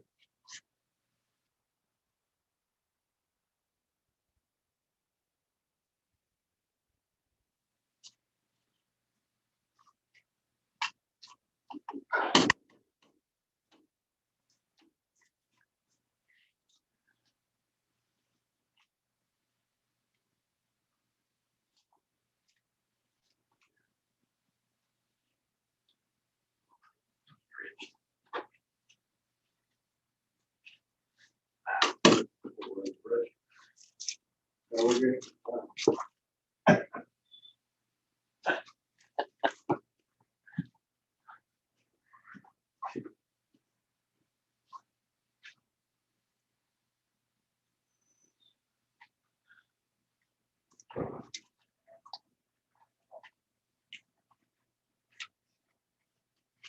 I'm wanting you in a farm law.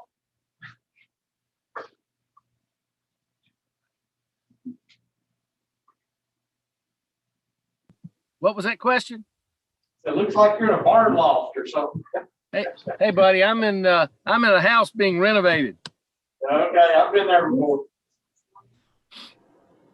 It's fun, isn't it? Oh, yeah.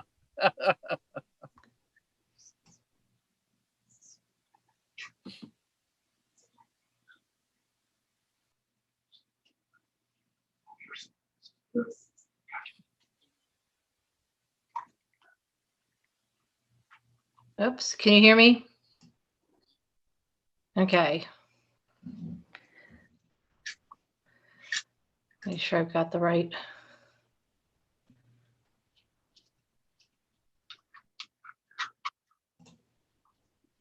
Barry, we're ready when you are. There you are. Okay, the Board of Trustees hasn't really met to finalize our projections. There are some concerns that, immediate concerns that I have, which is the not rehiring, but filling vacant positions, which I think is what my letter is, what you all have. Some other things, concerns we have moving forward in the budget is minimum wage that's going up, and we have almost half our workforce is under the minimum wage that's going up in May, which will also considerations if they continue the minimum wage in January 1 up to 11. So those are some things that we're concerned with, as well as fair treatment of the rest of the staff. But my immediate concern with this is that I have positions that I need to fill. And I understand that Grayson County is on a hiring freeze. So I'm really trying to make the case that for the library to move forward and to open and have full services, that I really need to fill 2 vacant positions.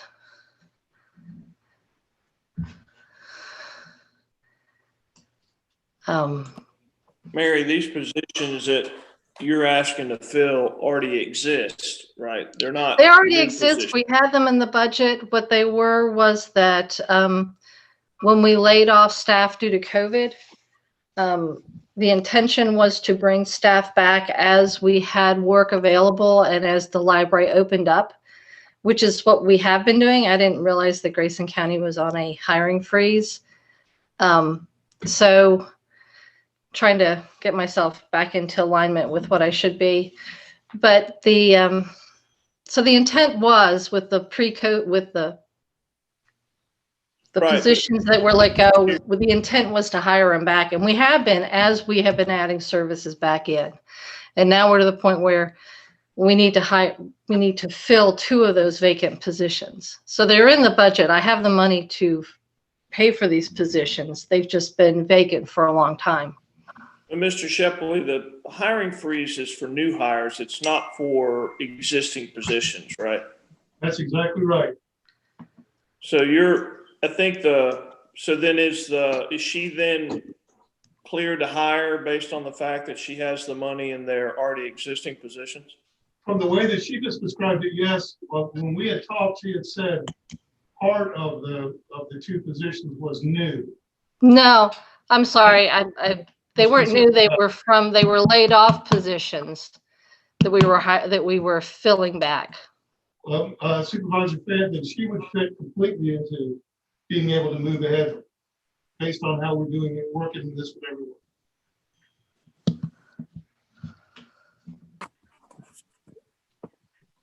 So, Mary, do you have your answer? I have my answer for that, and that's great. I'm very pleased on that. So I can move ahead with those two positions. That's great. Some of my other concerns with the budget moving forward, and I know that both counties are telling me that they are wanting to keep a flat budget. Part of the things that the board is going to have to discuss, and they're going to be meeting in a week and a half, is the minimum wages that are coming up, and if they actually, if the January 1 actually moves forward. So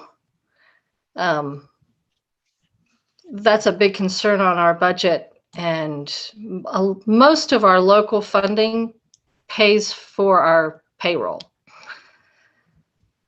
So those are things, and I just want to just kind of bring that up as the board is discussing, the board of library board is discussing it, that's something that's on our plate and we're looking forward at. Something else that I want to bring up, and it's more, I'm not sure whether it's a capital improvement or if it really belongs in this discussion, is that our HVACs have been freezing over. We've had repairs come out multiple times. It's an aging system. So it's something that I think needs to be kind of also on the thought process for the library, that we may be in short order replacing the HVAC system at the library, or at least doing major repairs on it.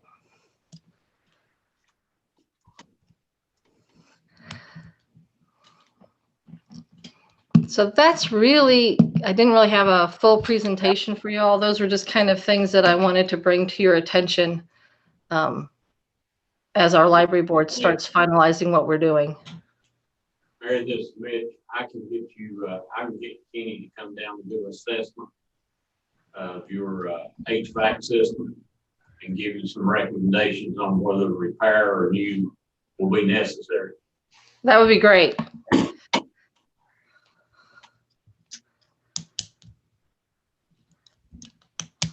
Okay, what else you got, Eric? That was pretty much it. Right now, it's just kind of letting you know what our thought processes and what we have, you know, expenses coming up that are not going to be flat for this coming year. And the library budget is pretty lean as it is. It's not like I can move from items from one to another to cover some of these things, depending upon what the board decides to do next week. So I may be coming to you later on with a more full presentation of what's needed. Okay. One thing though, for the board's knowledge is that will impact the budget potentially, maybe not this coming year, but the agreement between Grayson County and Wythe County is like, I don't know, Brenda, you probably remember, 40 years old. It's like 1982 or something like that. Yeah. And so that agreement calls for a 50% cost share of funding the library between the two counties. The two counties are very different economically, tax base, et cetera. So there's a proposal on the agenda for the next month about working with Wythe County to update that agreement, which could have budget implications for the county, depending on if in fact they agree to even update it. But that's just something that's working, that's budget related, that will come up probably here in the next few months. Yeah, right now the current agreement is 50-50. And if you look at the population base now, Grayson County pays a much higher per capita. If you figure out the population. So I think that's where you're coming from, John, that it's looking at the population base and services. The other thing to consider is that another expense that's coming up, and it's at the Baywood Center, and the library is going to be helping with the resource center there. So That again, whenever it gets up and going, I keep putting it in my budget and it keeps getting pushed off. So I'm being told that come August 1, they're hoping to have everything ready.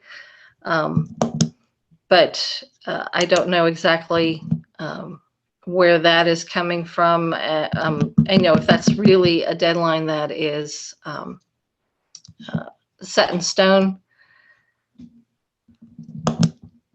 So that's another consideration of our finances and moving forward, which is a great opportunity for the community. It's science-based, it's STEM, it's all that sort of stuff. And a lot of the materials can be paid for or gotten out of from grants or from state aid.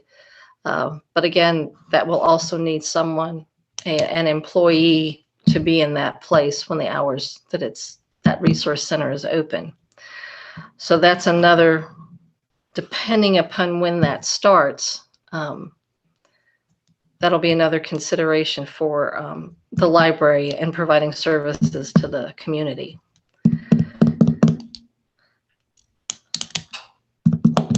So I don't know if anyone on. Hey, Mary, this is Bill Shepherd. Yeah. I want to commend you for thinking of ways that the library can link with all the different things that are going on in the county. I mean, your creativity in doing that is really outstanding, and that's how you got really to the Baywood situation, was stepping forward and say, hey, I think I can do something to help. And I think that is a great attribute that you have. We appreciate it. I have no lack of ideas. But thank you very much. I appreciate that. Sure. Got any questions for Mary? In regards to the Freeze Library, so they are operating on some limited hours. We are doing pretty much on Thursday, we're doing like 9 to 11. That gives someone a chance to answer the phone messages, return phone calls, check emails for Freeze Library.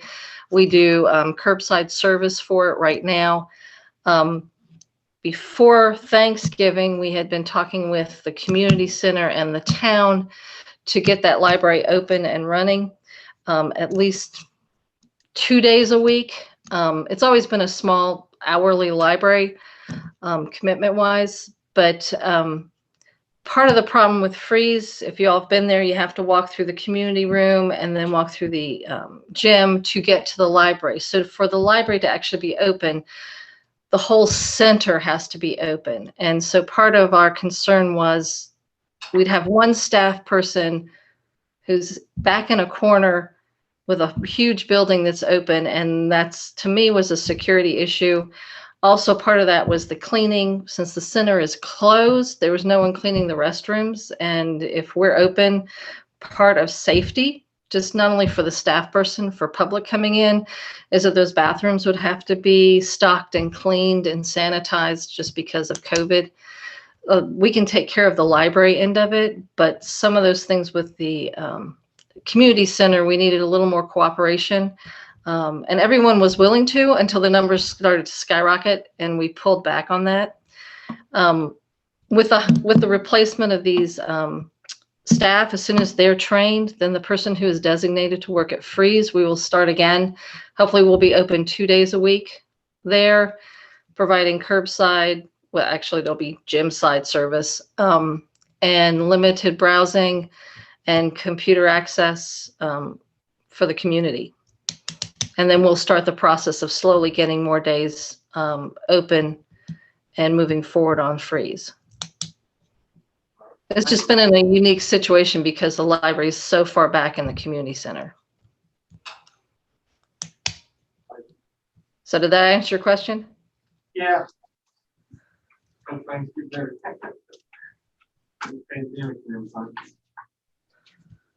you have the same plans for the Mount Rogers site?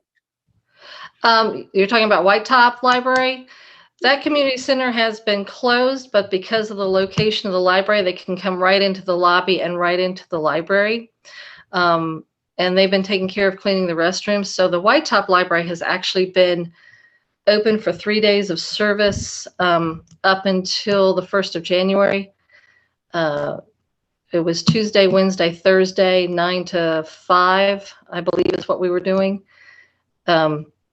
So just because of the location of it, it made it easy. We could do curbside. When the numbers were low, we would have people coming into the library, computer access service.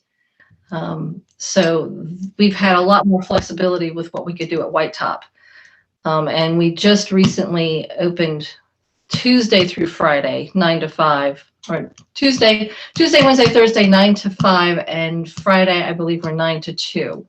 So we just added an extra day, and we're slowly getting to that point where hopefully that will be back up to full service in maybe a month. I don't want to make clear dates because I never know what the COVID numbers are going to do, but that's the goal. So the only one that was really been lagging behind is the Freeze Library, and that's mainly due to location in the community center. Anything else? Here, none. So do y'all have any other questions for me about services and moving forward? I think we're good. We appreciate what you're doing.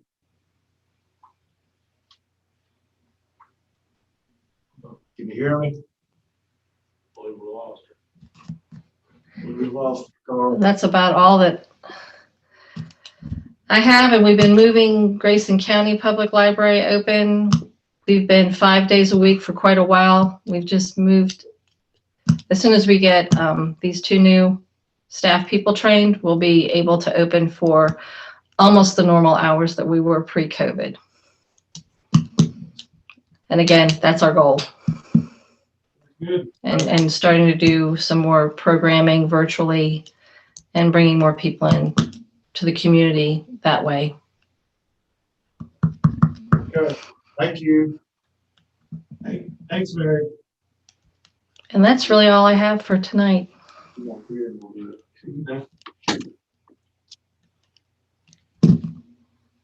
Okay. Goodbye.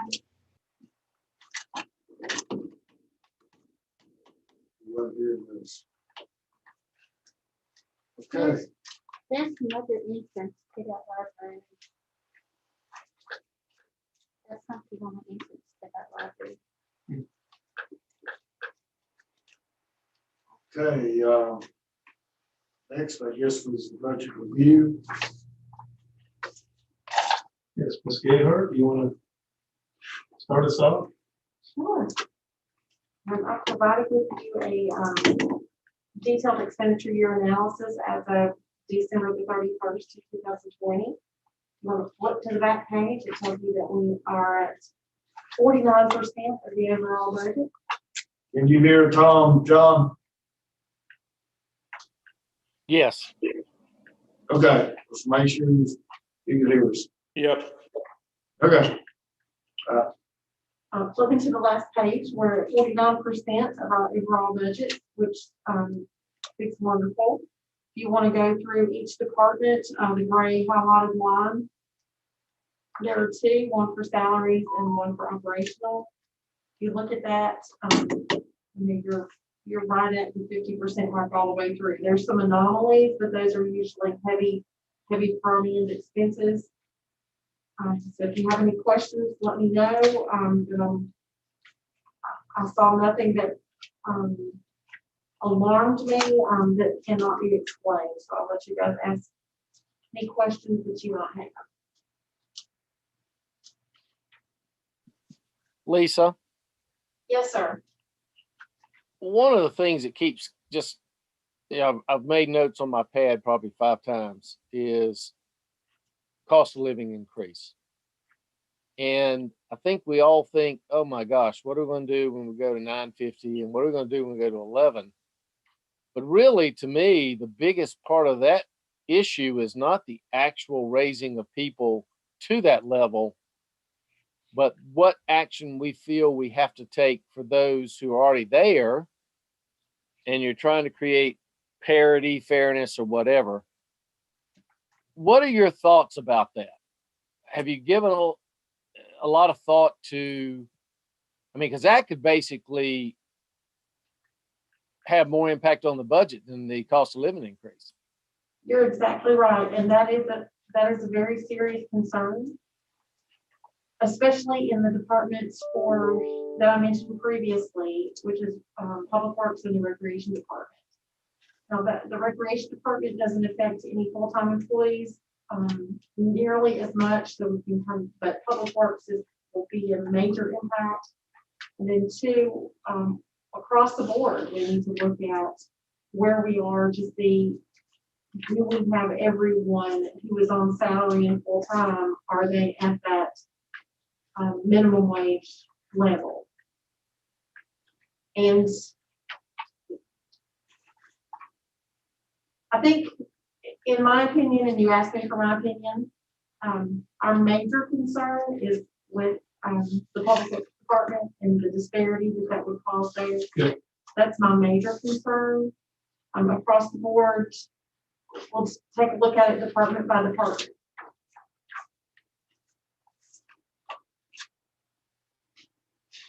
With the recreation on the front end of the budget, because of the COVID, maybe some of the reduced activity that's going on out there, is there potentially any savings there? Absolutely. To offset that? Yes, especially for the May 1st increase. And maybe some savings going into, maybe some carryover savings going into the beginning of the fiscal year 22. Yes.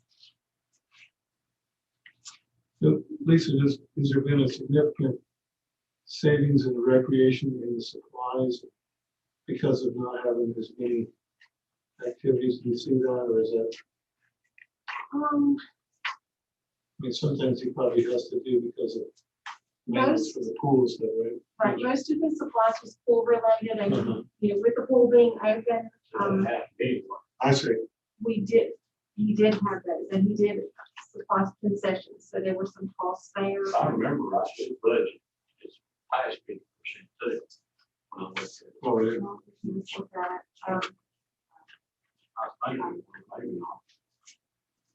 It is on, it starts on page 17.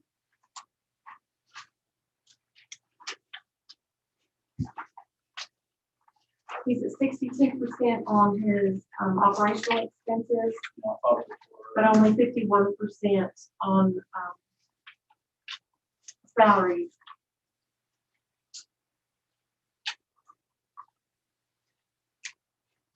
His overall savings has been on salaries. The pool is what I remember. Yeah, the pool is where he the supplies eat up there, keeping the chemicals and supplies he needs for the pool.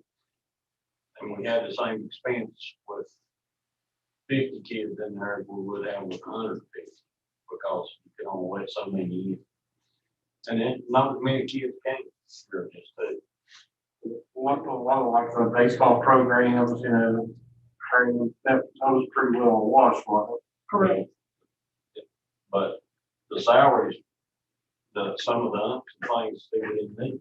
Yeah, that's what I'm saying. Okay. Should be a company cost, some savings, may not follow how significant it be for. If minimum wage increases at the end, if it's enough to Right, and balance out. the May 1st increase is not as much of a concern for this current fiscal year as it is the next.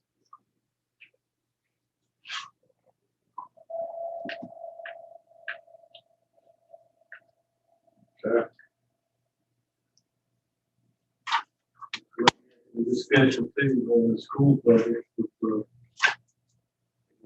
cafeteria and some of the other workers too. Thought it's going to affect their budget. Now they were still been working because they were supplying lunches and bussing them out. Yeah. Yeah. So same thing that. Their minimum wage change there. I think that was mentioned. Okay. Michelle mentioned that in our meeting that we had just the other day.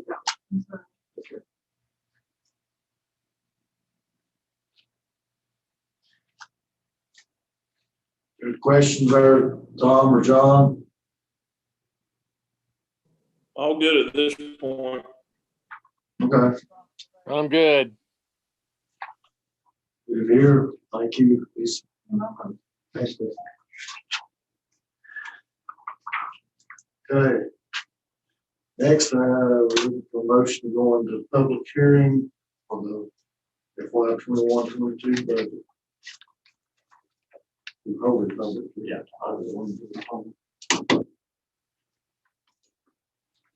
Does that need to be? There's a date for. I'll grab one. I got it. Oh, okay, thanks. Is that on OneDrive?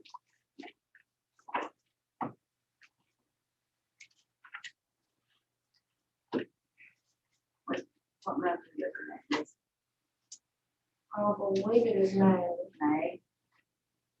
Second Thursday will be May 10th.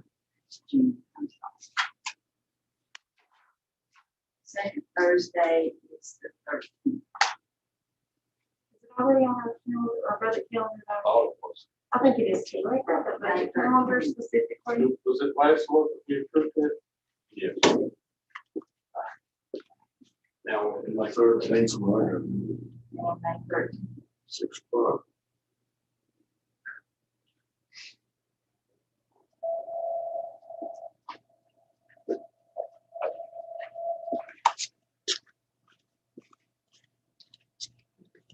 Yeah, the 12th.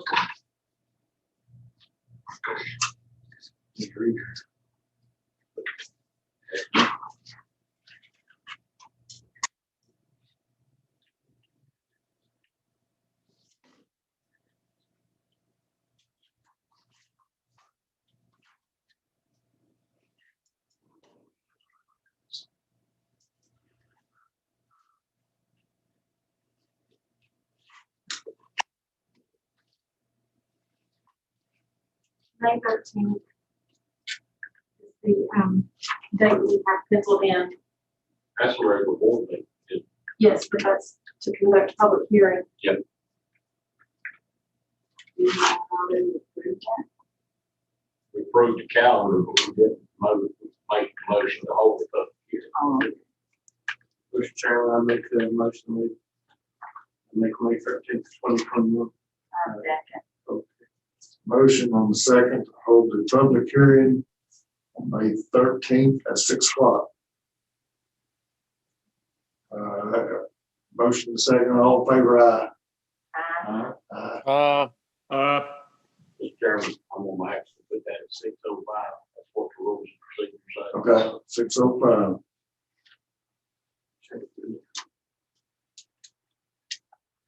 Anything else was good? Look for motion to adjourn. So moved. All right. Second. I'm just following. All right. Thanks. It's all strong out in the Whitetop home. Oh, snow's still here, buddy. Keep it up for Hey, Mitch, tell Looper to balance the tires on those trucks. He's scaring my dogs. Okay.